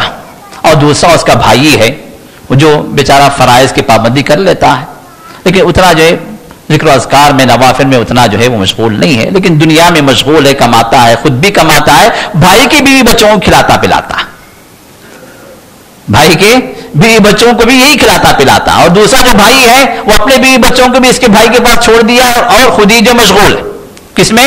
इबादत में। रसूलुल्लाह सल्लल्लाहु अलैहि वसल्लम ने इरशाद फरमाया कि वो जो बंदा जो फराइज की पाबंदी कर रहा है और बाकी औकात में दुनिया कमा रहा है, खा रहा है, खिला रहा है, वो कहीं ज्यादा अफजल है उस आबिद के जो अपने बीवी बच्चों को पर की भी किफायत नहीं कर रहा। एक सहाबी सहाबा बैठे हुए थे, एक सहाबी नौजवान सहाबी वहां से गुजरे। कहा कि आपस में सहाबा ने कहा एक दूसरे से, बड़े रहीम शहीम है, बड़े हसीन, बड़े ताकतवर गुजर रहे हैं, जा रहे हैं अपने किसी काम से, मुमकिन है किसी तिजारत के लिए या कोई और दुनियावी काम के लिए। सहाबा ने कहा कि क्या ही अच्छा होता अगर ये जिस्म अल्लाह के राह में इस्तेमाल हो जाता। क्या कहा? क्या ही अच्छा होता अगर ये जिस्म जो अल्लाह ने इतना रहीम शहीम जिस्म दिया, इतना ताकतवर जिस्म दिया है, अगर ये अल्लाह के राह में इस्तेमाल हो जाता, जिहाद में इस्तेमाल हो जाता तो क्या ही अच्छी बात होती। तो मोहम्मद रसूलुल्लाह, देखिए इस्लाम कॉन्सेप्ट क्या रसूलुल्लाह कैसे इस्लाम फरमा रहे हैं, कैसे जो दुरुस्त कर रहे हैं सहाबा को। फरमाया कि तुम्हें क्या पता कि उधर हकीकत वो अल्लाह के राही में हो, मुमकिन है वो अपने बीवी बच्चों की कमाई के लिए जा रहा हो। अगर वो अपने बीवी बच्चों की कमाई के लिए जा रहा है तो फहुवा फी सबीलिल्लाह, वो अल्लाह के राह में, क्योंकि अल्लाह ने उसकी जिम्मेदारी में बीवी बच्चों को किया, उनकी खिलाने के लिए, उनकी पिलाने के लिए वो कमाने के लिए जा रहा है। मुमकिन है वो उसके बूढ़े वालिदैन हो, उनकी कफालत के लिए वो कुछ हासिल करने के लिए जा रहा हो, फहुवा फी सबीलिल्लाह। मुमकिन है वो अपने आप को इज्जतदार बनाने के लिए, अपने आप को हरामकारी से बचाने के लिए वो निकला हुआ हो, फहुवा फी सबीलिल्लाह। अल्लाहु अकबर। दुनिया में रहते हुए दुनिया के कामों को रब के तरीके के मुताबिक रब को राजी करने के लिए आमाल करना, यही मेरे दोस्तों इबादत है। ये इस्लामी कॉन्सेप्ट है। इसी वजह से मोहम्मद रसूलुल्लाह सल्लल्लाहु अलैहि वसल्लम ने इरशाद फरमाया कि वफी बुद्इ अहदिकुम सदका, इंसान अगर शौहर अपनी बीवी से अगर मुलाकात कर रहा है, मुजामात कर रहा है, सोहबत कर रहा है तो ये भी नेकी है। साहबा ने कहा कि या रसूलुल्लाह सल्लल्लाहु अलैहि वसल्लम ये क्या फरमा रहे हैं आप? इंसान तो अपनी बीवी से मिलता है अपनी लज्जत के लिए, अपनी दुनिया के लिए, अपनी ख्वाहिश के लिए, इसमें कौन सी नेकी आ गई? ये साहबा भी देख इस्लाम को समझने के लिए कैसे तड़प होती थी उनकी। अब ये नहीं कि अल्लाह के रसूल ने फरमा दिया खत्म खलास खामोश बढ़िया, नहीं, साहबा सवाल करते थे, समझते थे, ताकि यही वो साहबा जो जरिया बने हैं जो बाद तक लोगों को इस्लाम पहुंचाने के लिए। अगर ये ना इस्लाम को ना समझते तो फिर आगे के लोगों को इस्लाम कैसे पहुंचता। तो साहबा ने कहा कि या रसूलुल्लाह सल्लल्लाहु अलैहि वसल्लम इसमें नेकी कौन सी है? अल्लाह के रसूल देखिए कैसे समझा। अब ये नहीं कहता मैं बोल रहा हूं, बात खत्म करो, समझो, नहीं, रसूलुल्लाह समझा रहे, फरमा रहे कि देखो अगर कोई तुम का कोई आदमी अगर अपनी ख्वाहिश को गैर औरत से पूरा करे اپنی عورت کے علاوہ, شادی کے علاوہ, بیوی کے علاوہ کسی اور ذریعے سے اس کو جو ہے اس خواہش کو پورا کرے تو کیا گنہگار نہیں ہے, زناکار نہیں ہے, رب ناراض نہیں ہے, جہنم کا وہ عمل نہیں؟ کہا کہ ہاں یا رسول اللہ گناہ تو ہے. فرمایا کہ جب اپنی بیوی کے علاوہ کسی اور بیوی, کسی اور جو ہے عورت سے وہ اپنی خواہش کو پورا کرے, کسی اور ذریعے سے اپنی خواہش کو پورا کرے تو گنہگار ہے. تو وہ اللہ کے بتائے ہوئے حلال طریقے سے اپنی بیوی سے جب وہ ملتا ہے, اپنی خواہش کو پورا کرتا ہے, تو پھر نیکی کیوں نہیں ہے؟ اللہ اکبر. اسی وجہ سے آپ نے ارشاد فرمایا کہ اپنی بیوی کے منہ کے اندر تم نوالا بھی ڈالو, یہ بھی نیکی ہے. کیوں؟ اس لیے کہ میاں اور بیوی کے درمیان میں محبتوں کو بڑھانے والی چیز ہے. جتنا زیادہ میاں اور بیوی کے درمیان میں ربط ہوگا, مضبوطی ہوگی, ان کے کانٹیکٹس کے اندر کوئی شک و شبہ نہیں ہوگا, ان کے اندر ٹرسٹ جتنا زیادہ بڑھے گا, جتنا زیادہ پیار و محبت ان کے اندر بڑھے گی, اتنا ہی زیادہ ایک دوسرے سے وہ لوگ جو لگے رہیں گے, اور ان دونوں کے لگے رہنے کی وجہ سے شیطان کے لیے راستہ بند ہو جائے گا. اور جتنی زیادہ دونوں کے دوریاں ہوں گی, بعض لوگ کیا گزارتے ہیں لائف پارٹنرز کے اعتبار سے. لائف پارٹنرز کیا ہے؟ Business partners. کچھ نہیں, کتنا کمایا, کتنا کھایا, کتنا لائے, کتنا خرچ کیا, بس یہ آنے اور جانے کے مسائل ہوتے ہیں. اندر گھریلو مسائل بالکل صفر, کمروں کے مسائل کچھ نہیں. اور کتنے ایسے واقعات جو میرے پاس آتے ہیں ریاض میں, میاں بیوی کے جھگڑے, مسائل, تعلقات میں اندر خرابیاں, یہاں تک کہ طلاق کے مسائل. ان میں اکثر جب انویسٹیگیشن ہوتا ہے, حالات کو ہم جھانک کر دیکھتے ہیں, تو آخر میں نتیجہ نکلتا ہے کہ ان کے کمروں کے مسائل صحیح نہیں, آپسی تعلقات کے اندر وہاں پر خلا, وہاں پر گیپ, اور اسلام اسی گیپ کو پاٹتا. میاں بیوی کے طریقے سے اللہ نے فرمایا ہن لباس لکم وانتم لباس لہن, تم ان کے لیے لباس ہو اور وہ تمہارے لباس. لباس اور جسم کا تعلق کیسے ہے؟ بالکل ایک دوسرے چپکا ہوا. یہ تعلق میاں اور بیوی کا, جن کے درمیان میں کوئی راز نہیں ہے, جن کے درمیان میں شفافیت ہے, جن کے درمیان میں ٹرسٹ ایک دم اونچے درجے پر ہے, جس سے زیادہ اونچا درجہ اور کوئی نہیں. تو جتنا زیادہ تعلق گہرا ہوگا اتنے ہی زیادہ شیطان کے لیے مات ہے. وہاں سے جھگڑے ختم ہیں, وہاں سے ہر بات کھلے انداز سے, ہر شک و شبہ اپنی جگہ ختم ہو جاتا ہے, ہر مسئلہ وہاں پر حل ہو جاتا ہے, آپس میں حل کرتے ہیں, باہر جانے کی ضرورت ہی نہیں. اس لیے کہ آپ ایک دوسرے پر اعتماد ہے, ایک دوسرے کے ساتھ شفافیت ہے, ایک دوسرے کے ساتھ کھلاپن ہے, کوئی چھپی چھپائی والی بات نہیں ہے, ہر چیز اپنی جگہ اوپن ہے, اور ہر چیز ایک دوسرے کے ساتھ جو شیئر کرتے ہیں. تو ایسے تعلقات ہیں جو اسلام چاہتا ہے, جو جہاں سے شیطان پیٹ پھر کر بھاگ جاتا ہے. تو میرے دوستو, رسول اللہ صلی اللہ علیہ وسلم نے میاں بیوی کے ان تعلقات کو بھی فرمایا کہ یہ بھی نیکی ہے, یہ بھی نیکی. تو دنیا کے اعمال, خالص دنیا کی چیزیں, یہ بھی عبادت کے اندر داخل ہو جاتی ہیں اسلام کے اندر, چند شرطوں کے ساتھ, چند شرطوں کے ساتھ. ان شرطوں کو ذہن میں رکھیں, ہمارا ہر کام عبادت میں داخل. پہلی شرط, نیت خالص اللہ کے لیے. آپ وہ کام کر رہے ہیں, دنیا کا کام ہے, دنیا کا کام ہے, لیکن دنیا کا کام بھی آپ چونکہ رب نے کرنے کے لیے کہا ہے, نہیں کریں گے تو کیا کریں گے؟ آپ جا رہے ہیں آفس کو, دنیا کا کام ہے, ٹھیک, لیکن اگر آپ نہ جائیں تو کیا کریں گے؟ ذرا سوچیں اس کو. دوسرے کے محتاج بنیں گے, آپ خود نہیں کمائیں گے, دوسروں کے دستہ نہیں کر, ان سے مانگیں, ان سے مانگیں, یا پھر فقیری کریں, یا غبن کریں, یا کسی کو لوٹیں, کسی کا حق ماریں, یہ چیزیں ہوں گی. تو حلال کمائی کے لیے آپ نکل رہے ہیں, تو وہاں پر نیت یہ ہو کہ رب کا حکم ہے. اللہ نے فرمایا رب کا حکم کہاں سے مل گیا؟ آپ پوچھیں رب کا حکم کہاں سے آ گیا؟ بھائی رب نے کہا حکم دیا, رب نے حکم دیا, اپنے قرآن میں حکم دیا, وَلَا تَنْسَ نَصِيبَكَ مِنَ الدُّنْيَا, دنیا میں جو نصیب اللہ نے تمہارا رکھا ہے دنیا کے اعتبار سے, اس کو نہ بھولو, حاصل کرو. رسول اللہ صلی اللہ علیہ وسلم نے حکم دیا. آپ کو دعا سکھلائی گئی, کیا دعا سکھلائی گئی؟ بہترین دعا, ایسی دعا جو پورے طواف کے اندر, پورے حج کے اندر کوئی دعا آپ کو نہیں سکھلائی گئی, اس دعا کو کرنا ہے सिवाय वो एक ही दुआ तवाफ के दौरान रुकन यमानी से हजर अस्वद के दरमियान में, रब्बना आतिना फिद दुनिया हसना व फिल आखिरति हसना वक़िना अज़ाबन नार, ये दुआ रसूलुल्लाह ने की, सहाबा ने की। तवाफ के दौरान में सिर्फ ये दुआ सुन्नत है, बाकी जितनी भी दुआएं जो लिखी हुई है किताबों के अंदर, पहले चक्कर में, दूसरे तवाफ के अंदर है, तीसरे चक्कर में ये सही की दुआ, ये सब जो है बनावटी दुआएं, रेडीमेड दुआएं, कोई साबित नहीं सिवाय इस दुआ के।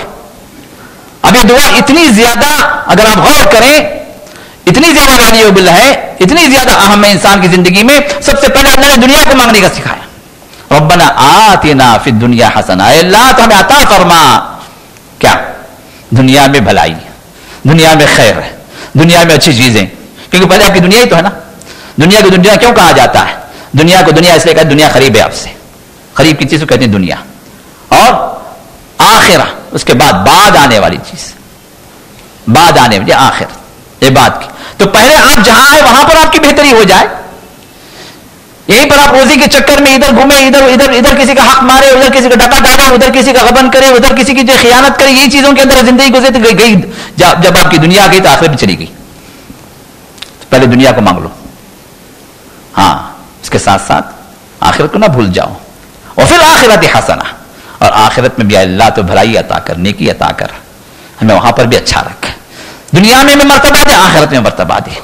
और सबसे अहम चीज जिसका मकसूद हो, जो हमारे जहनों में हमेशा हो, वक़ीना अज़ाबन नार, अल्लाह जहन्नम के अजाब से बचा ले, यह सब मकसूद है, यही गोल है हमारा। क्योंकि जहन्नम के अजाब, अब अरे वो जन्नत पे जाना गोल है, ठीक है, जहन्नम के अजाब से बच गए तो जन्नत है, दरमियान में नहीं कुछ भी, या जन्नत या जहन्नम, फरीकुन, हाँ, फरीकुन क्या है फिल जन्ना और फरीकुन फिल सईर, दो ही ग्रुप है, या तो जन्नत में या फिर जहन्नम में। दरमियान में आप कहेंगे आराफ में, आराफ वाले रहेंगे, लेकिन आराफ वाले भी इंशाअल्लाह जन्नती है, आखिर में दो ही, या तो इधर या तो उधर। इसी वजह से वक़ीना अज़ाबन, जहन्नम के अज़ाब से अगर बच गए तो फिर चले जाओगे जन्नत में। तो लिहाजा अहम तरीन दुआ जिससे सिखलाई गई उसमें दुनिया ही को आपको मुकद्दम रखा गया। पहले दुनिया मांगो, दुनिया में तुम भले बन जाओ, दुनिया में तुम्हें नेकी मिल जाए, दुनिया में तुम अल्लाह के ताअत गुजार बन गए, दुनिया में तुम अल्लाह की नेमतों के हकदार बन गए, तो फिर इन नेमतों के जरिए से तुम आखिरत भी बना लो, उसमें भी जो अल्लाह की रजामंदी को सामने रखो। तो लिहाजा इबादत के लिए सबसे पहली चीज यह है कि नीयत हमारी अच्छी हो जाए, नीयत हमारी नेक हो जाए, नीयत सालेह हो। अब सिर्फ नेक नियति काम आ जाएगी नहीं, आगे भी शर्तें हैं। दूसरी चीज क्या है? दूसरी चीज यह है कि वो अमल इस्लाम के दायरे में हो, इस्लाम ने उसको हलाल करार दिया हो, इस्लाम के अंदर जायज हो। नियत अल्लाह का हुक्म भाई कमाना बोल के आप जो है बैंक की नौकरी कर रहे हैं, सूद ले रहे हैं, सूद पे पैसे दे रहे हैं, शराब का व्यापार कर रहे हैं, चरस का व्यापार कर रहे हैं, ड्रग्स का व्यापार कर रहे हैं। अब अरे अल्लाह ने हुक्म दिया भाई कमाने के लिए, हाँ कमाने हुक्म दिया ठीक है, लेकिन कमाने की हदबंदी भी अल्लाह ने कर दी है, ये भी देखना वो अमल जायज हो। नंबर 2, नंबर 3, वो अमल जायज होने के साथ साथ किसी पर जुल्म ना हो, उसमें किसी का हक आप ना मारें, या कोई फहश काम ऐसा ना हो, या कि कोई जो है उसके अंदर धोखा ना हो, सही काम कर रहे हैं लेकिन झूठ बोल के बेच रहे हैं, आय वाली चीज है। अरे अरे आपको इससे अच्छी चीज मार्केट में मिलेगी ही नहीं, अरे ये तो जो है 100 रियाल ये बड़ी सस्ती है भाई, मैं खुद जो है उसको जो 90 पे लिया हूं, जबकि 20 रियाल की हो, 20 रुपए की, अब आप करें 100 रुपए की, अरे लिया हूं 90 पे लिया हूं भाई, 90 रुपीज मेरी खरीद है। नाउज़ु बिल्लाह, झूठ, अक्सर जो झूठ पे कारोबार, और ये झूठ को क्या है लोगों ने फन बना लिया, टेक्निक कहते हैं जी व्यापार की ही टेक्निक है भाई। आज के दौर के अंदर बेवकूफ है वो जो झूठ ना बोले, हाँ झूठ ना बोले कारोबार कैसे होगा? झूठ बोल के मैं अपने पेट पे गीले कपड़े डाल लूं, भी बच्चों को भूखा मार लूं। लोगों के सवालात, बेचारे को अपने रब पर कोई एतमाद नहीं है, अपने रब पर कोई यकीन नहीं है। ये वो जो बेईमान है, जो बेयकीन, जो अल्लाह पर, अल्लाह के रब होने पर उसने एतमाद नहीं किया, اس لیے کہ آپ کا رزق اللہ تعالیٰ نے آپ کے بھیجنے سے پہلے لکھ دیا ہے، آپ کا ہی نہیں پوری مخلوق کا اللہ نے لکھ دیا. اللہ نے فرمایا وَمَا مِن دَابَّةٍ فِي الْأَرْضِ إِلَّا عَلَى اللَّهِ رِزْقُهَا وَيَعْلَمُ مُسْتَقَرَّهَا وَمُسْتَوْدَعَهَا كُلٌّ فِي كِتَابٍ مُبِينٍ. اللہ اکبر. وَمَا مِن دَابَّةٍ فِي الْأَرْضِ، زمین کے اندر جو چوپایا بھی ہے، جو جانور بھی ہے جو چل رہا ہے، جو رینگ رہا ہے، دابا چھوٹا سا کیڑا، اپنے رزق کے لیے انشورنس کروا رہا ہے کیا؟ بتائیں انسان، اس بے ایمان انسان کے علاوہ کوئی اور انشورنس کروانے والا ہے؟ کوئی مخلوق نہیں ہے جو انشورنس کروانے والی ہے کل کے لیے.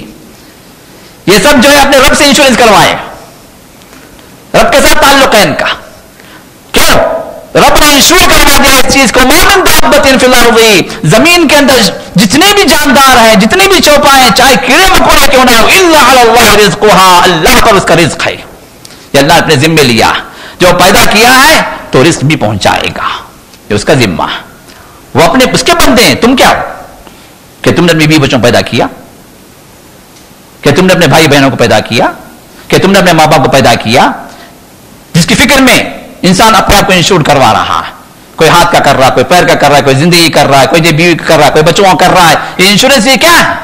یہ سب جو کفر ہے، اللہ پر ایمان سے ہٹانے والی چیزیں ہیں. اسی وجہ اسلام نے اس کو جو ہے حرام ٹھہرا دیا ہے. اس انشورنس کی جتنی بھی صورتیں ہیں، چاہے آپ اسلام کا نام لے کے جو انشورنس کروائیں، جس طرح ہمارے پاس ہمارے ملکوں کے اندر جو گلف کنٹریز میں اسلامی انشورنس نام سے لوگ کروا رہے ہیں، لیکن حقیقت میں وہ اسلامی نہیں، غیر اسلامی. اس لیے کہ اس کا جتنا جو سسٹم ہے اس کے اندر آپ جھانک کر دیکھیں وہی بے ایمانیاں ہیں، اور وہی جو ہے وہاں پر دھوکے بازیاں ہیں، اور وہی جو پریمیم والے جو جتنے مسائل جو دوسرے ملکوں کے اندر وہی چیزیں وہاں پر بھی موجود ہیں. تو لہذا اللہ نے اپنے ذمے رزق اپنے ذمے لیا، آپ کو فکر کرنے کی کوئی ضرورت نہیں. تو لہذا لوگوں کے پر ظلم کرنا، ان کا حق مارنا، یا کہ غلط کاری کرنا، یا کہ حرام چیزوں سے جو ہے اس کو اختیار کرنا، یہ ان سے یہ چیز ہٹی ہوئی ہو. نمبر 3 اور نمبر 4، وہ کام جب آپ کر رہے ہیں تو آپ کو کسی دینی فریضے سے غافل کرنے والا کام نہ ہو. یہ چوتھی شرط ہے عبادت بننے کے لیے. آپ ٹھیک ہے، آپ ورزش کر رہے ہیں، یا کہ بیوی کے ساتھ ہے، ٹھیک ہے، بیوی کے ساتھ اللہ کے اس میں ارشاد فرمایا کہ بیوی کے ساتھ ملنا بھی نیکی ہے. اب جو ہے عصر بھی نکل گئی، مغرب بھی نکل گئی، گھسے ہوئے ہیں کمرے کے اندر، نیکی ہوئی. یہ نیکی نہیں ہے. یہاں پر جو ثواب گیا، عذاب لازم، اس لیے کہ فرض چلی گیا، عصر بھی گئی، مغرب بھی گئی. تو کام جائز ہے، لیکن وہاں پر اگر اللہ کا فریضہ اگر وہاں پر ضائع اگر ہو رہا ہے تو پھر وہ عبادت نہیں بلکہ عبادت کے خلاف چیز ہے. تو لہذا یہ 4 جو ہے شروط ہیں کس کے لیے؟ کوئی بھی ہمارا دنیا کا کام بھی عبادت میں داخل ہونے کے لیے. لیکن ان سب چیزوں میں جو سب سے اہم چیز ہے جس کو ہمیں مد نظر رکھنا ہے کہ عبادت، ہمارا کوئی بھی عمل عبادت میں داخل ہونے کے لیے وہاں پر بنیاد، فاؤنڈیشن ہے. اور وہ فاؤنڈیشن کیا ہے، وہ اساس کیا ہے؟ توحید. توحید ہو ہمارے ایمان کے اندر، خالص اللہ کی عبادت کا تصور، شرک نہ ہو. اللہ کے بندوں کے سامنے عبادت کا کوئی مرحلہ، عبادت کا کوئی ایکٹ، عبادت کی کوئی شکل جو اسلام نے مقرر کی ہے یہ کسی کے ساتھ نہ ہو. اللہ تعالیٰ کے خالق ہونے میں، رازق اور رب ہونے میں، مالک ہونے میں، دینے اور لینے کے اعتبار سے وہ اللہ اکیلا. جس طرح وہ اپنے رب ہونے کے اعتبار سے اکیلا ہے، وہ اپنے ناموں میں بھی اکیلا ہے. اس کے جو خاص نام ہیں اللہ، الرحمن، الرحیم، الرازق، الوہاب، التواب، الغفار، یہ سب جو اللہ تعالیٰ کے جو اسماء حسنہ ہیں ان میں وہ اکیلا ہے. مغفرت کوئی اور نہیں کر سکتا، آپ کو رزق کوئی اور نہیں پہنچا سکتا. اگر وہ دینے پر آئے تو دنیا میں کوئی لے نہیں سکتا، اگر وہ لینے پر آئے تو دنیا والے مل کر اس کو آپ کو بچا نہیں سکتے. نافع وہی ہے، اور اگر جو ہے وہ نفع دینے پر کا ارادہ کر لے تو دنیا کے پورے لوگ مل کر آپ کو نقصان نہیں پہنچا سکتے. اور اگر وہ اس کے ذریعے سے کوئی نقصان پہنچنے والا ہے تو دنیا کے پورے لوگ مل کر جو پوری طاقتیں مل کر آپ کو بچا نہیں سکتے. یہ سب جو ہے اس کے رب ہونے کے اعتبار سے، اس کے اسماء حسنہ میں وہ اکیلا ہے، اس کے رب ہونے کے اعتبار سے اکیلا ہے. اور اس سے کہیں زیادہ جو تیسری بات ہم سب کے ایمان کے اندر داخل ہونی چاہیے وہ یہ کہ وہ اپنی عبادتوں میں अकेला। इबादत उसी के लिए होनी चाहिए। इबादत की जितनी शक्लें इस्लाम ने बताई वो तमाम शक्लें सिर्फ अल्लाह के साथ खास हो। अल्लाह के अलावा किसी के सामने रुकू ना हो, किसी के सामने सजदा ना हो, अल्लाह के अलावा किसी के लिए नमाज ना हो, किसी के लिए रोजा ना हो, अल्लाह के अलावा किसी के साथ दुआ का मसला ना हो। दुआ की कबूलियत ये भी कबूल करते हैं, वो भी कबूल करते हैं, नहीं, एक ही कबूल करने वाला। उम्मीद काम बिगड़ी का बनाने वाला, अरे वो बिगड़ी बनाने वाले हैं, नहीं, वो अपनी नहीं बना सकता, आप क्या बनाएंगे? बिगड़ी का बनाने वाला सिर्फ वही।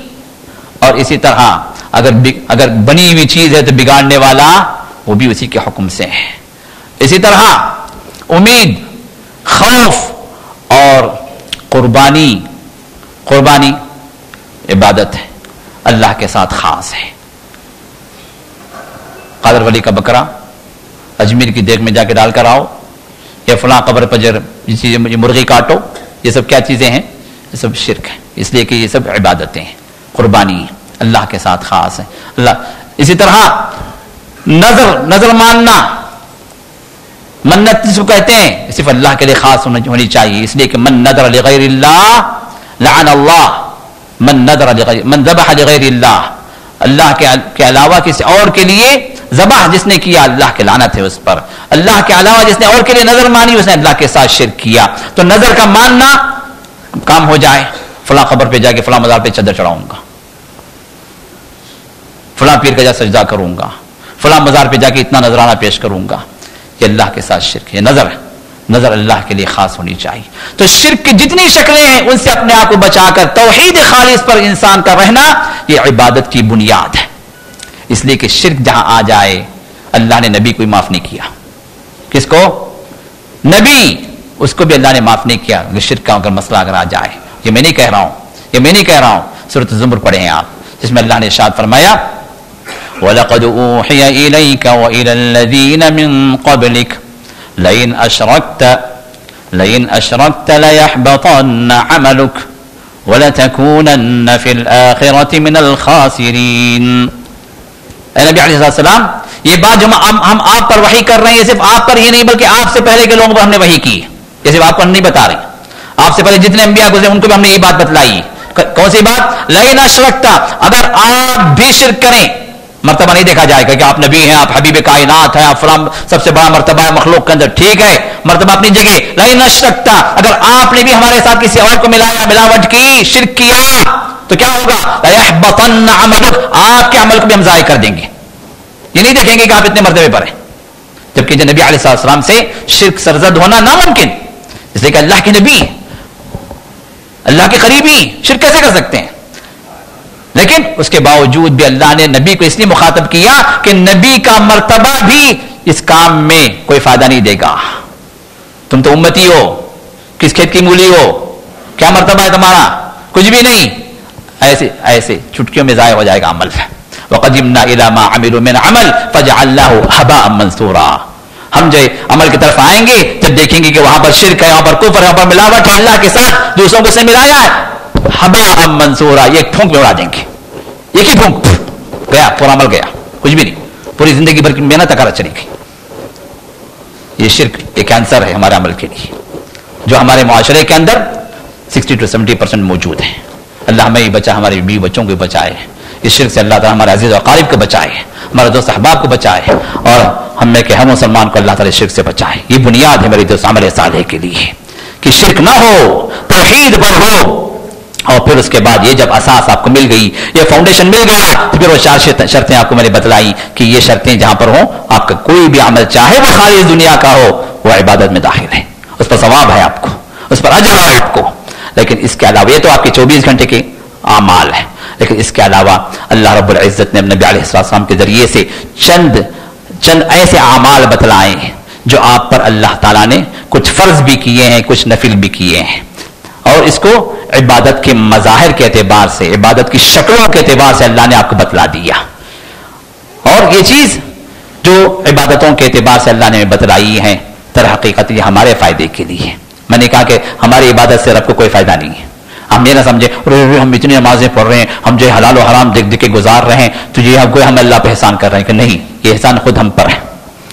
احسان خود ہم پر, اللہ کو ہماری بات کی کوئی ضرورت نہیں. میں نے کہا کہ جیسے بتایا کہ اللہ کے پاس اتنے انگنت فرشتے ہیں, اتنے لاتعداد فرشتے ہیں کہ ان فرشتوں کی تعداد انسان نہیں کر سکتا. اللہ کے علم میں وما یعلم جنود ربک الا ھو, اللہ کے لشکروں کو اللہ ہی جانتا, ہم نہیں جانتے اس کی مخلوق کتنی ہے, کتنی عبادت میں مشغول ہے. تو ہماری عبادتیں ہمیں فائدہ دینے والی ہیں, اللہ کو نہیں. تو لہٰذا کبھی بھی ذہن میں یہ نہ آئے کہ ہم جو اتنی عبادت کر رہے ہیں, کوئی دین پر ہم احسان کر رہے ہیں, اللہ پر ہم احسان کر رہے ہیں, کوئی جو ہے ہم محسن ہیں, اللہ کے نعوذ باللہ. یہ شیطانی وسوسے ہیں, یہ کفر کے وسوسے ہیں جو شیطان کبھی کبھار جو اچھے عبادت گزار ہیں ان کے دلوں میں ڈالتا ہے تاکہ ان کی عبادتیں ضائع ہو جائیں. تو لہٰذا ارکان اسلام کے اعتبار سے جتنی چیزیں ہیں, توحید یہ بنیاد ہے, اس کے بعد نماز, اس کے بعد روزہ, اس کے بعد نماز ہے, پھر اس کے بعد روزہ ہے, زکوٰۃ ہے, اور پھر حج ہے. ابھی جتنے ارکان اسلام یہ سب کیا ہے؟ عبادات ہے, جو جس کو رکن بنا دیا گیا. اسلام کے ارکان ہیں, اور ان عبادتوں کو رکن اس لیے رکھا گیا ہے کہ اسلام کا مفہوم کیا ہے, اسلام کا معنی کیا ہے؟ اسلام کا معنی تابعدار کر دینا. آپ اپنے آپ کو اسلام کے ذریعے سے, توحید کے کلمے کے ذریعے سے اشہد ان لا الہ الا اللہ واشہد ان محمد رسول اللہ, یہ گواہی آپ نے اللہ کی توحید کی دی, محمد رسول کی رسالت کی دی, تو اس کے ذریعے سے آپ اسلام میں داخل ہو گئے. تو اب یہاں پر آپ پر کیا فرض ہے؟ نماز فرض ہے, زکوٰۃ فرض ہے, اگر آپ زکوٰۃ کے مالک ہیں, زکوٰۃ دے سکتے ہیں. رمضان کے روزے فرض ہیں, اور پھر حج فرض ہے سال میں ایک مرتبہ اگر آپ اس کی استطاعت رکھتے ہیں. اب یہ سب چیزیں جو اسلام نے آپ کو بتلائی, یہ سب کیا ہے؟ عبادات ہے. یہ عبادات کیا ہے؟ در حقیقت آپ کی پوری زندگی جو تابعداری کی ہے, آپ نے جو اقرار جو کیا ہے کہ میرا رب اللہ, آپ نے جو اقرار کیا ہے کہ اللہ کے علاوہ کوئی معبود نہیں, کوئی عبادت کے لائق نہیں, خالق و مالک جہاں پر اکیلا ہے, میرا معبود بھی اکیلا ہے, میرے سجدے اسی کے لیے ہیں, میرے رکوع اسی کے لیے ہیں, میرے نظر نوازے اسی کے لیے ہیں, میری دعائیں اسی کے ساتھ ہیں, اور میری تمنائیں اسی کے ساتھ ہیں, خوف اسی سے ہے, اور امید اسی سے ہے, قربانیاں اسی کے لیے ہیں. یہ عبادت کے جتنے اشکال ہیں یہ سب اسی کے لیے ہیں. تو اللہ نے فرمایا کہ ذرا وہ ایکشن بھی تو کر لو, وہ بتا بھی دو کہ تم کس طرح اللہ کے ہو.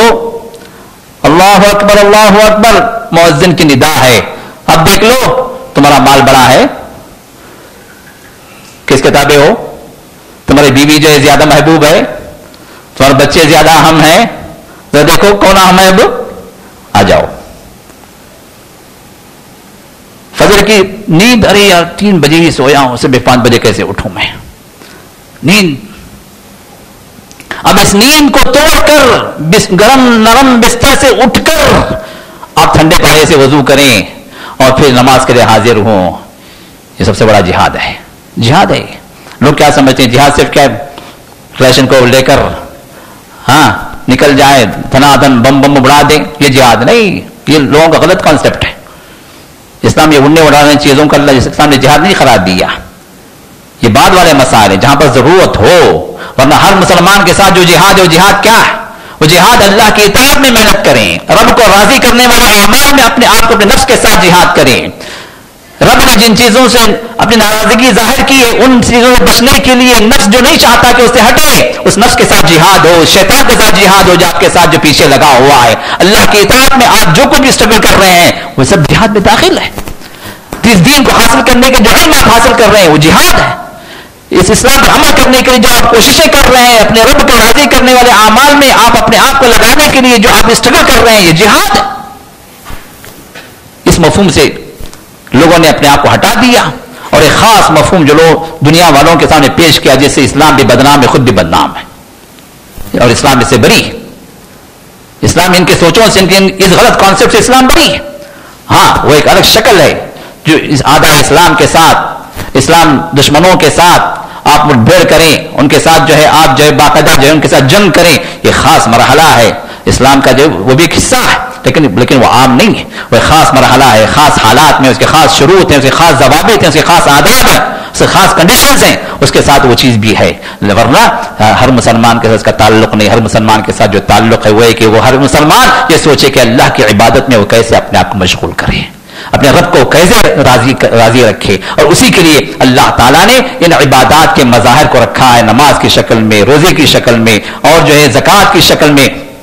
اور حج کی شکل میں، ذکر و اذکار کی شکل میں، تلاوت کی شکل میں، دعا کی شکل میں، یہ سب عبادات ہیں. اب ان عبادات کا فائدہ کیا ہے؟ کس کو پہنچتا ہے فائدہ؟ سب سے پہلے ہمارے ذہنوں سے نکالے، رب کو کوئی فائدہ نہیں اس کا،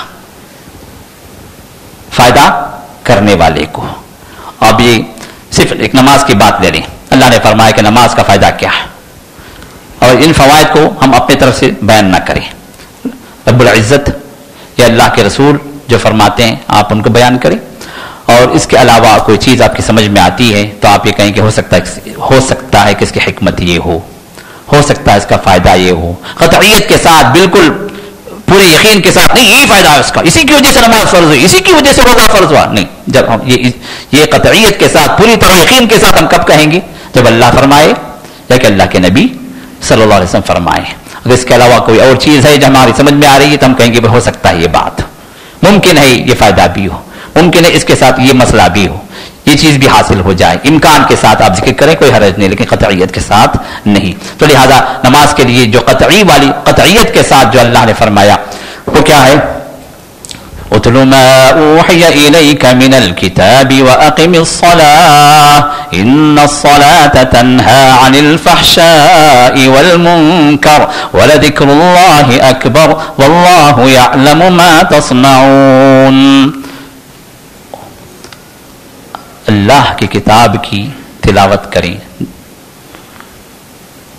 جو آپ پر وحی کی جا رہی، قرآن کریم کی تلاوت کریں.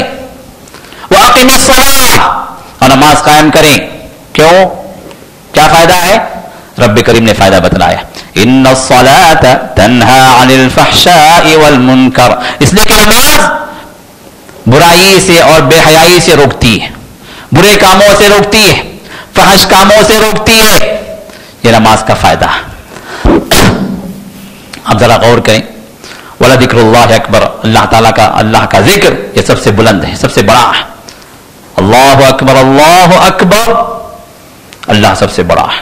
اللہ کا ذکر آ گیا، ہر چیز سے بڑا. اب کیا کرنا ہے؟ جب اللہ اکبر کی ندا پہنچ جائے، میں تو کہتا ہوں کہ اگر جو ہے یہ اللہ اکبر کا معنی اگر کوئی انسان سمجھ جائے تو اس کی زندگی میں سدھار آ جائے گا. کوئی غیر مسلم اگر سمجھ جائے تو پھر آپ کی اذانیں رک دی جائیں گی. کیسے؟ آپ کیا اعلان کر رہے ہیں؟ اللہ اکبر، اللہ ہر چیز سے بڑا. یعنی اے بندے خدا، جس چیز کو تو بڑا سمجھتا ہے اللہ اس سے بڑا ہے. تو اس بت کو بڑا سمجھ رہا ہے، اللہ اس سے بڑا ہے. اس کو بڑا سمجھ رہا ہے، اللہ اس سے بڑا ہے. غیر اسلام مسلمانوں کے علاوہ جتنوں کو بھی لوگ بڑے سمجھ کر جن چیزوں کی پوجا کرتے ہیں، ہم اقرار کر رہے ہیں، اعلان کر رہے ہیں اللہ اس سے بڑا ہے. ہاں، تو آپ کے جو ہے، آپ کے وہ لوگ جو آپ کے ساتھ ہوتے ہیں اس بات کو سمجھ گئے کہ بھائی یہ آدمی تو جو اعلان کر رہا ہے کہ ہمارے کچھ نہیں ہے، جو بھی ہے سب اس کا اللہ بڑا ہے، تو چھوڑیں گے آپ کو؟ سوچیں ذرا اس کو. ہاں، اور پھر انسان اگر مسلمان ہوتے ہوئے اگر یہ اقرار کر لے، یہ سمجھ لے کہ وہ کیا اقرار کر رہا ہے، اللہ کس سے بڑا ہے؟ جو چیز تیرے پاس اہم ہے اس سے اللہ بڑا ہے. جس کو تو چاہ رہا ہے اس سے اللہ بڑا ہے. نماز ادا کرنے میں جو چیز آ رہی ہے، تیرا بیپار ہو، تیرے بچے ہو، تیری بیوی ہو، تیری تفریح ہو، تیرا سیر ہو، تیرا آرام ہو، تیری نیند ہو، جو بھی ہے، تیرے لذتیں ہو، جن چیزوں کو میں بھی تو مشغول ہے، اللہ اکبر کی ندا یہ کہہ رہی ہے کہ ان چیزوں سے اللہ بڑا ہے. چھوڑا راجا. ہاں، اب اس اللہ فرماتے اس کا فائدہ کیا ہے؟ تنہا عن الفحشاء والمنکر، بے حیائی سے اور برائی سے روکتی ہے یہ نماز. ہم میں سے ماشاءاللہ بہت سارے لوگ نماز پڑھ رہے ہیں. ہر آدمی ذرا ایک لمحے کے لیے غور کر لے کہ کتنے لوگوں کی نمازیں بے حیائی سے روک رہی ہیں، غلط کاری سے روک رہی ہیں، اللہ کی نافرمانی سے روک رہی ہیں. ہر منکر اللہ کی نافرمانی، ہر نافرمانی منکر. نماز بھی پڑھ رہے ہیں، برا بھی کر رہے ہیں. اور بہت سارے لوگ ہم نے یہ بھی دیکھا کہ کوئی غلط قسم کی ننگی فلم چل رہی ہے، فلم دیکھ رہے ہیں، ارے نماز کا جب اقامت ہو گئی یار چلو بند کرو. بند کیے، نماز پڑھ لیے، 2 ٹھونگے مار دیے، پھر واپس آ کر پھر کھول لیے. ہاں، نماز کا نماز ہوگا، نماز بھی پڑھ لی، رب بھی راضی ہم بھی راضی. ہاں، یہ حساب ہے. ابھی کون سی نماز ہوئی؟ نماز وہ ہے جو نماز اثر کرے. یہ کیوں کر رہی ہے. اس لیے کہ ہم نے نماز کے مفہوم کو نہیں سمجھا. نماز کی تاثیر ہم نے اپنے اوپر غالب نہیں کی. صرف ایک نماز کو لے کر جس کی اہمیت ایسی ہے کہ نماز کے بغیر مسلمان نہیں. یہ تصور ہمارے پاس نہیں ہے. ہم کہتے ہیں نماز بھائی وہ دیندار ہے, وہ دینداری سے اس کا کوئی تعلق کر دیا ہم نے, بس وہ ہے نمازی, ہم نے ضرورت نہیں. جو داڑھی والے ہیں بس وہ نماز پڑھ لے, داڑھی کا تعلق نماز سے, نماز کا تعلق داڑھی. ارے نماز پڑھ رہے ہیں داڑھی نہیں رکھا آپ نے, ارے داڑھی رکھ لے نماز کو نہیں گئے. اب اس طرح کچھ چیزوں سے ریلیٹڈ کر رکھی ہے ہم نے, جبکہ اسلام کا تعلق نماز سے, نماز کا تعلق مسلمان سے. رسول اللہ صلی اللہ علیہ وسلم کے دور کے اندر یہ تصور ہی نہیں تھا کہ مسلمان بھی ہو نماز نہ پڑھے. اسی وجہ سے منافقین جن کے اندر نفاق, جن کے دل کے اندر کفر, بظاہر جو وہ مسلمان اپنے آپ کو کہتے تھے, لیکن دل کے اندر اللہ کے رسول کی دشمنی, دل کے اندر مسلمانوں کے ساتھ دشمنی, دل کے اندر یہ اسلام جو ہے ہمیشہ ختم ہو جائے, یہ جو ہے یہ چاہت, یہ نفاق. منافق جو ہے یہ چاہتے تھے کہ اسلام ختم ہو جائے, دشمن ہے. اللہ نے کیا فرمایا, ان المنافقین فی الدرک الاسفل من النار. منافقین جہنم کے نچلے حصے میں ہوں گے. عام کفار سے بھی زیادہ عذاب ان کا, اس لیے کہ دغلے بازی ہیں لوگ. سامنے جو مسلمانوں کے دوست, پیچھے سے مسلمانوں کے پیٹ میں چھلا گھونپنے والے, مسلمانوں کے کٹر دشمن. اب ایسے منافقین بھی رسول اللہ صلی اللہ علیہ وسلم کی تلوار سے بچ گئے. بلکہ بعض صحابہ نے پوچھا, رسول اللہ صلی اللہ علیہ وسلم منافق ہیں, گردن اڑا دو اس کی, میں ختم کر دو اس کو. ہاں کہ نہیں, کیوں؟ اس لیے کہ ہمارے ساتھ نماز پڑھتے ہیں. رسول اللہ صلی اللہ علیہ وسلم سے کفر کے فتوے سے اپنے آپ کو بچانے کے لیے کہ رسول اللہ صلی اللہ علیہ وسلم کافر ہے, یہ فتویٰ نہ دے دیں, نماز میں حاضر ہوتے, مسجد میں حاضر ہوتے تھے. کافر ہے, معلوم ہے کافر, معلوم ہے منافق ہے, اس کے باوجود بھی رسول اللہ صلی اللہ علیہ وسلم کہیں کافر کا فتویٰ نہ دے دیں, کہیں گردن اڑا دینے کا فتویٰ نہ دے دیں, نماز میں برابر حاضر ہوتے تھے. تو رسول اللہ کے دور میں تصور ہی نہیں تھا کہ کوئی اسلام کا نام لے اور نماز نہ پڑھے. اسی لیے آپ نے فرمایا کہ العہد الذی بیننا وبینہم الصلاۃ فمن ترکها فقد کفر. ہمارے اور غیر مسلموں کے درمیان میں جو امتیازی شان ہے, جو چیز واضح کرنے والی ہے, وہ کیا ہے؟ نماز. اور جو اس کو چھوڑ دے, مفتی اعظم کا فتویٰ ہے فقط کفر, وہ کافر ہو گیا. کون ہے اس فتوے کو بیان کرنے والا ہمارے پاس؟ کوئی بتاتا ہے بھائی آپ نماز نہیں پڑھیں تو کافر ہو جائیں گے, آؤ مسجد کو. یہ اہم ترین عبادت, جو رسول عبادات میں سب سے اہم ترین درجہ اس نماز کا, جس کے بغیر مسلمان نہیں. میرے دوست ذرا اس کے لیے ہم وقت نکالیں, اس کی پابندی کریں. یہ اللہ کی طرف سے فرض کردہ چیز ہے, جو آپ کو سب سے پہلی پوچھ اگر ہوگی تو نماز کی ہوگی. اس میں اگر آپ کامیاب ہو گئے پھر آگے کے مسائل حل ہوں گے, اگر یہیں پکڑے گئے تو پھر آگے بھی پھنس گئے. تو لہٰذا اس نماز کی حفاظت کریں. اس نماز کی تاکید اللہ نے قرآن کریم کے اندر 70 سے زائد موقعوں پر, 700 سے زائد موقعوں پر اللہ نے جو بیان فرمائی ہے. اور پھر یہ وہ نماز ہے جس کے اندر جب ہم اپنے رب سے تعلق پیدا کرتے ہیں تو ایسا عجیب تعلق ہے میرے دوستوں, کسی اور عبادت کے اندر نہیں. یہ رب اور بندے کے درمیان میں یہ خصوصی تعلق ہے. آپ ذرا غور کریں, جب آپ کھڑے ہوتے ہیں اس نماز کے اندر, میں صرف اس پوائنٹ پہ آپ کو لے آتا ہوں کہ جو اللہ نے جو حکمت بیان فرمائی, جو فائدہ بیان فرمایا صرف ایک نماز کا, ان الصلاۃ تنہا عن الفحشاء والمنکر, کہ نماز آپ کو روکتی ہے کس سے؟ بے حیائی سے, برائی سے. تو کیسے ہم بے حیائی برائی سے ہم رکیں, کیسے نماز روکتی ہے؟ تو یہ نماز ہم کو روکے گی ہر بے حیائی سے, ہر برائی سے. کب؟ جب ہم شعوری نماز ادا کریں. یہ روٹین والی نہیں, سب پڑھ رہے ہیں, ہم بھی پڑھ رہے ہیں. اگر یہ سب 4 دوست ہیں ایک جگہ اور ایک آدمی نہیں گیا تو دوسرے دوست کیا کہیں گے؟ میں نماز کو نہ جاؤں تو بیوی کیا کہے گی؟ بیوی کہہ رہی کہ میں نماز نہ پڑھوں, شوہر کیا کہے گا؟ بیٹا کہہ رہا کہ میں نماز نہ پڑھوں, باپ کیا کہے گا؟ باپ کہہ رہا کہ میں نماز نہ جاؤں تو بیٹا کیا کہے گا؟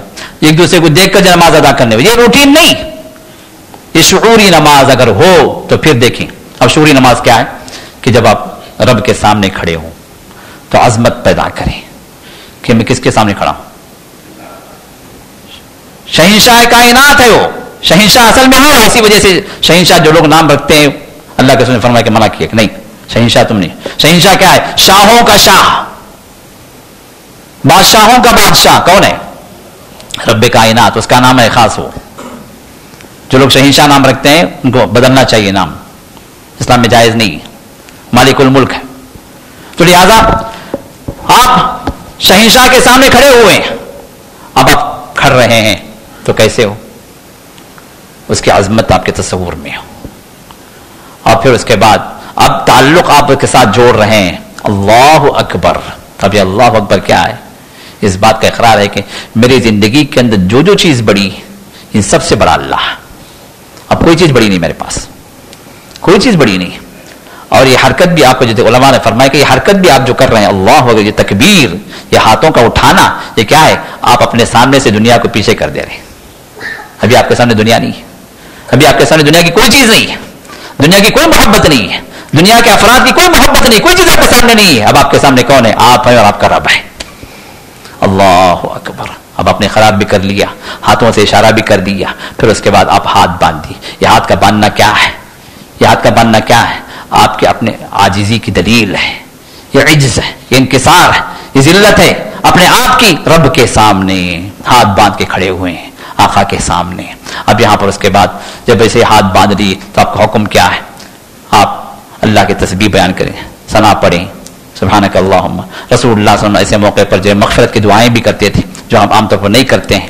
अल्लाहुम्मा बाइद बैनी व बैन खतायाय कमा बाअदत बैन अल-मशरिक़ वल मग़रिब। ऐ अल्लाह, मेरे और गुनाहों के दरमियान में तो इतना फासला कर दे जितना जो मशरिक़ और मग़रिब के दरमियान तूने फासला कर रखा।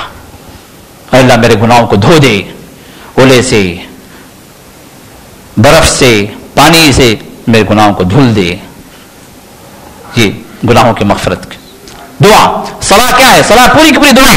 सलाह का मतलब क्या अरबी के अंदर, लगत के एतबार से सलाह माने दुआ। अब ये दुआ जब से आप तकबीर बांधते दुआ शुरू है। कब तक? सलाम तक आपको दुआएं सिखलाई गई, सलाम तक। अब इस नमाज के अंदर आप देखें क्या करते, क़ियाम में आजिज़ी है, और उससे ज्यादा आजिज़ी क्या है?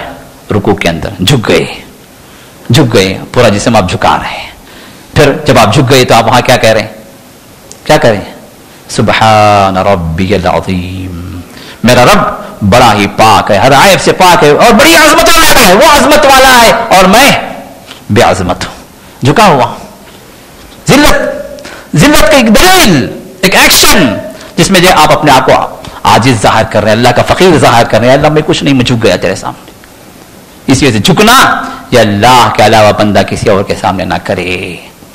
क़ियाम, ये हाथ बंद कर जो क़ियाम, ये क़ियाम, ये जो नमाज की जो हालत है, इस तरह का क़ियाम किसी और के सामने ना हो। इसी वजह से मोहम्मद रसूलुल्लाह सल्लल्लाहु अलैहि वसल्लम की अज़मत को सामने रखते हुए बाद सहाबा रसूलुल्लाह जब आए, तशरीफ लाए, तो उठकर खड़े होना चाहे आपकी ताज़ीम के लिए। आपने फरमाया कि ला ला ला तक़ूमू ली कमा यक़ूमुल आजिम लिमुलूकिहिम।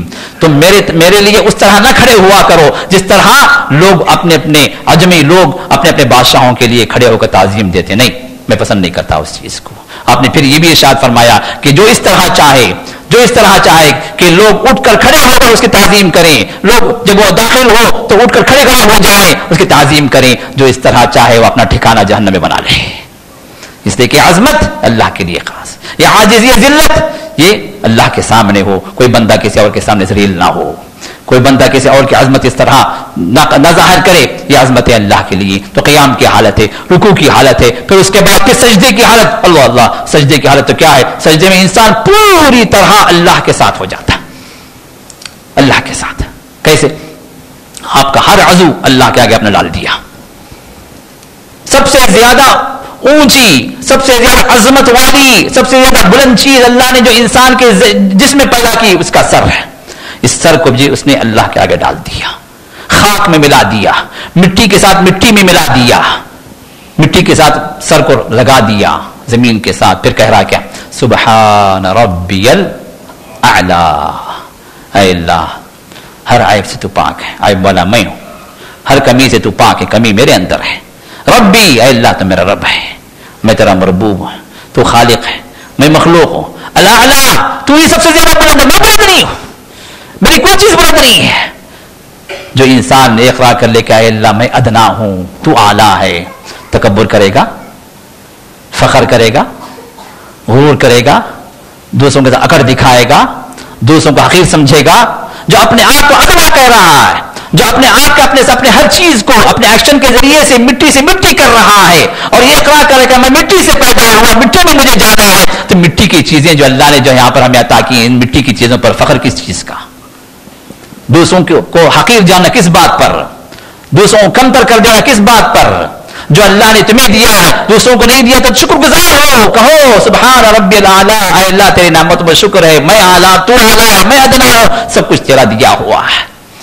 اور یہ حرکتیں، یہ ایکشن، یہ سجدے کی حالت بندے کو رب سے اتنا قریب کر دیتی ہے، اتنا قریب کر دیتی ہے۔ محمد رسول اللہ نے ارشاد فرمایا اقرب ما يكون العبد من ربه وهو ساجد، سب سے زیادہ بندے کی اپنے رب سے قریب ترین حالت اس وقت ہوتی ہے جب بندہ سجدہ کرتا ہے، جب بندہ سجدہ کرتا ہے، اس سے زیادہ قریبی حالت اور کوئی نہیں ہے۔ فَأَكْثِرُوا فِيهَا الدُّعَاء، تو فرمایا کہ ایسی حالت میں دعا مانگو، کثرت سے دعا مانگو۔ ہم کیا کرتے ہیں اس ایسی حالت میں سبحان ربی اللہ سبحان ربی اللہ سبحان ربی اللہ سبحان ربی، ہو گیا ختم خلاص، شعوری طور پر نہیں، کچھ نہیں، بس روٹین میں بچپن میں جو سیکھا اس کو ادا کر دیا، بس ختم ہو گئے، اٹھ گئے۔ اللہ کے سنشا فرمائے کہ یہ دعا کی قبولیت کا موقع، فَقَمِنٌ أَن يُسْتَجَابَ لَكُمْ، تمہاری دعائیں قبول ہو جائیں، یہ زیادہ موقع ہے اس وقت، اس لیے کہ رب اب مہربان ہے تم پر۔ رب یہ عاجزی، اس عاجزی سے اس حالت سے زیادہ کوئی عاجزی کی حالت نہیں، اس حالت سے زیادہ بندگی کوئی اور حالت نہیں، اس حالت سے زیادہ ذلیل اور کوئی حالت نہیں۔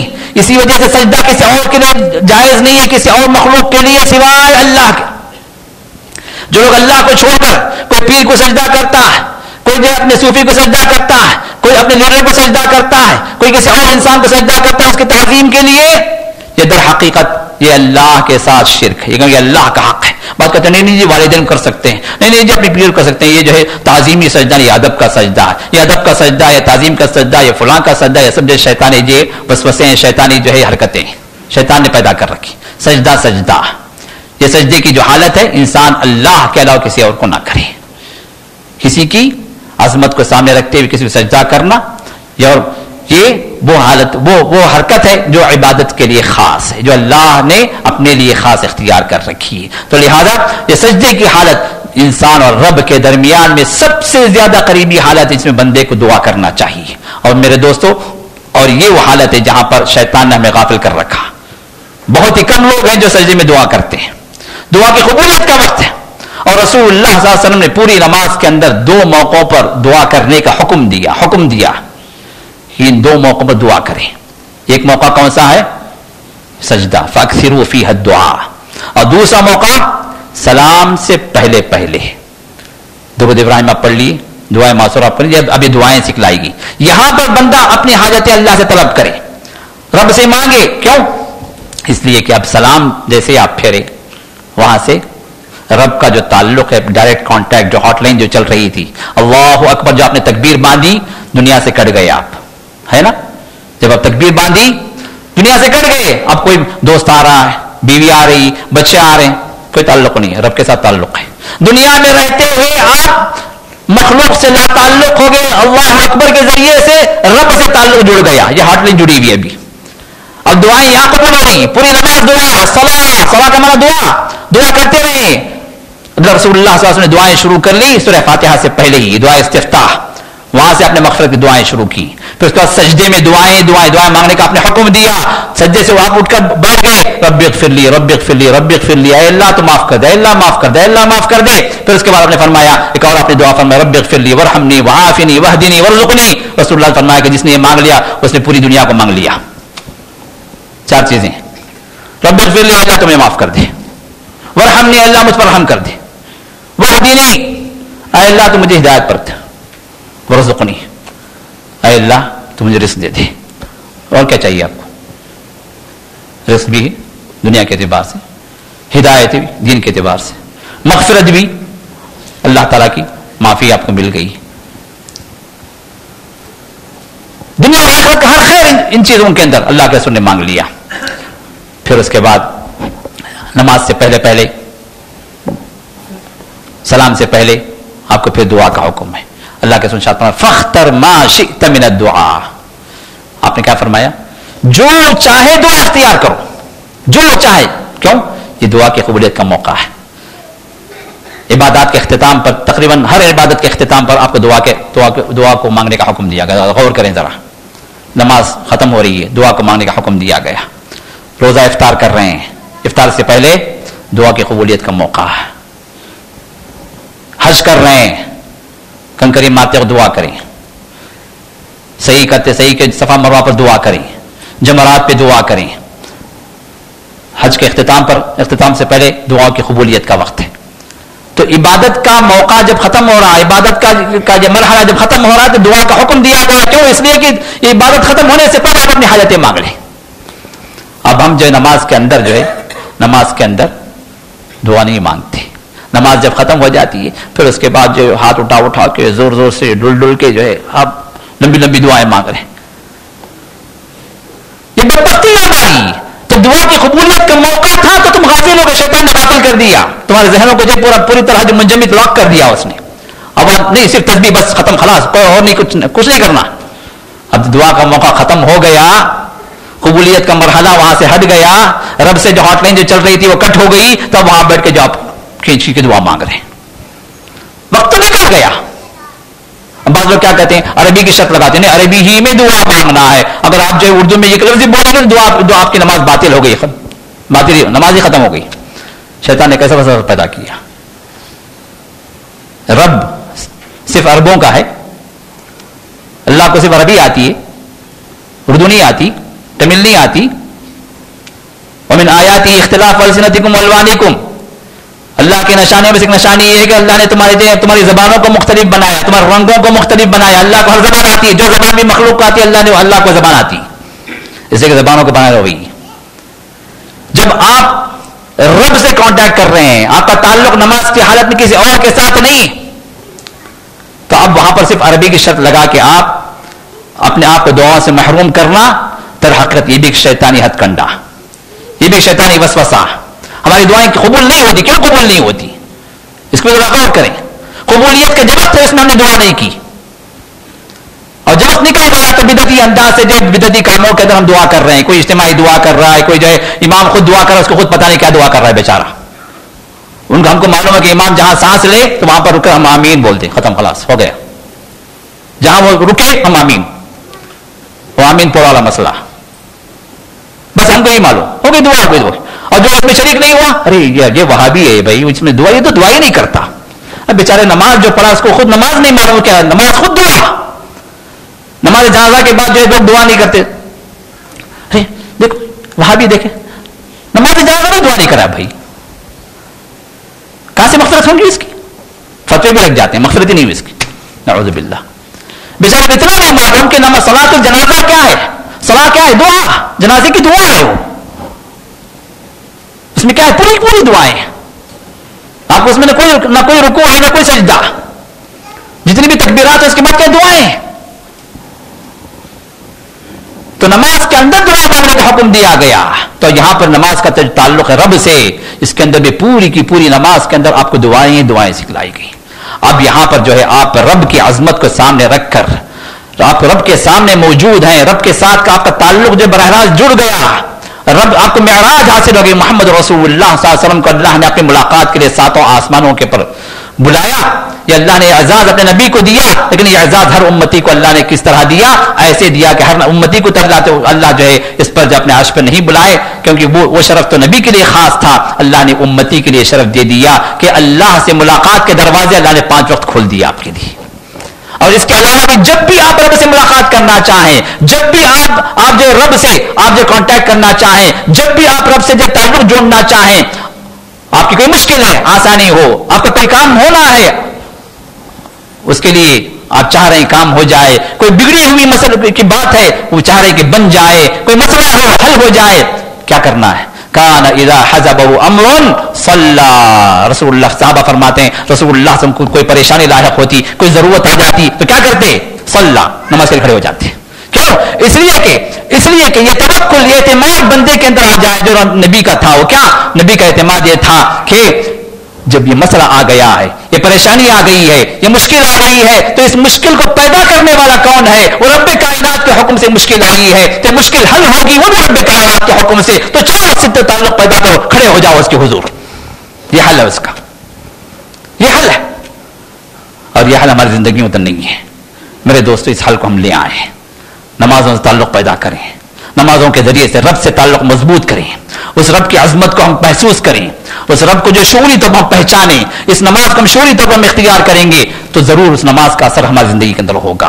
अब ऐसी नमाज पढ़ने वाला, रब को अपने करीब महसूस करने वाला क्या बुराई से नहीं रुकेगा? रब को अपने सामने पाने वाला क्या बेहयाई और बेहयाई की लज्जतों और शैतान की लज्जतों में अपने आप को मशगूल करेगा? यही तो तासीर है इन्न सलात तन्हा अनिल फहशाई वल मुनकर के नमाज बेहयाई से बुराई से रोकती है। कैसे रोकती है? ये शऊरी नमाज रोकती है। ये बेशऊरी की नमाज जो हमारी रूटीन वाली नमाज है, ये कुछ काम की नहीं है। ये रूटीन की चीज है, एक आदत की चीज है। हमें शऊर ही नहीं है कि हम क्या नमाज पढ़ते हैं। तो लिहाजा मेरे दोस्तों, इस नमाज को हम एहसास करें। इसके फवायद अगर हमें मिलना है तो फिर इन फवायद को जो है उस एतबार से हम हासिल करें जिस एतबार से शरीयत में बताती है। और वो उन नमाजों की कैफियत जो अल्लाह के रसूल की कैफियत थी, सहाबा ने किस तरह नमाजें पढ़ी, और जो है इस इस्लाम के जो अइम्मा गुजरे हैं उनकी नमाजें कैसे थी, तो उन पर जो है उनकी सीरतों को हम पढ़ें और नमाज की अजमत का हम एहसास करें। और नमाज के अंदर हम क्या पढ़ रहे हैं उसका हम एहसास करें, क्योंकि हमें पता नहीं कि नमाज में क्या पढ़ रहे हैं। उस वजह से भी सिर्फ रूटीन के चंद मंत्र हमें मालूम, मंत्रों की तरह हम पढ़ लेते हैं, खत्म हो गई नमाज, हो गई। नहीं मेरे दोस्तों, हम जो पढ़ रहे हैं उसको जो शऊरी तौर पर हम हासिल कर रहे हैं कि हम क्या पढ़ रहे हैं और जो उसको किस तरह पढ़ना चाहिए, किस शऊर से पढ़ना चाहिए, तो फिर जो है हमारी दुआएं भी कबूल होंगी। और दुआओं की कबूलियत का जो वक्त है उस वक्त के अंदर आप दुआ करें। इंशाअल्लाह देखिए हमारे बहुत सारे जो मसाइल जो हल नहीं हुए, बहुत सारी दुआएं जो हमारी कबूल नहीं हुई, इंशाअल्लाह वो दुआएं कबूल भी होंगी और मसाइल भी हल होंगे। और फिर वो फवायद हमें मिलेंगी जो फवायद जो है इबादत की इस्लाम के अंदर मौजूद हैं। और इंशाअल्लाह ये फवायद हमारी दुनिया की जिंदगी के लिए भी काम आएंगी और आखिरत में भी इंशाअल्लाह ये फवायद रब की कुर्बतों के एतबार से, रब की जन्नतों में दाखिले के एतबार से, रब की जहन्नम से बचने के एतबार से, और अल्लाह ताला के जो बुलंद दर्जे अपने बंदों के अल्लाह ने रखे हैं वो बुलंद दर्जे इंशाअल्लाह हम हासिल करेंगे। अल्लाह से दुआ है कि जो कुछ हमने सुना उस पर अमल करने के अल्लाह हमें तौफीक अता फरमाए और इन इबादत को जिस तरह इस्लाम ने हमें बतलाया है उस तरह करने की हम सबको अल्लाह सादत नसीब फरमाए। और इबादत के जो फवायद और समरात अल्लाह ने जो रखे हैं अपने इस दीन के अंदर, उन फवायद और समरात को अल्लाह हम सबको हासिल करने की सादत नसीब फरमाए। और जिस तरह यहाँ पर जमा फरमाया है अल्लाह ताला उससे बेहतर अंदाज से जन्नतुल फिरदौस के आला मकामात में अल्लाह हम सबको जमा फरमाए। व आखिर दावाना अल्हम्दुलिल्लाहि रब्बिल आलमीन।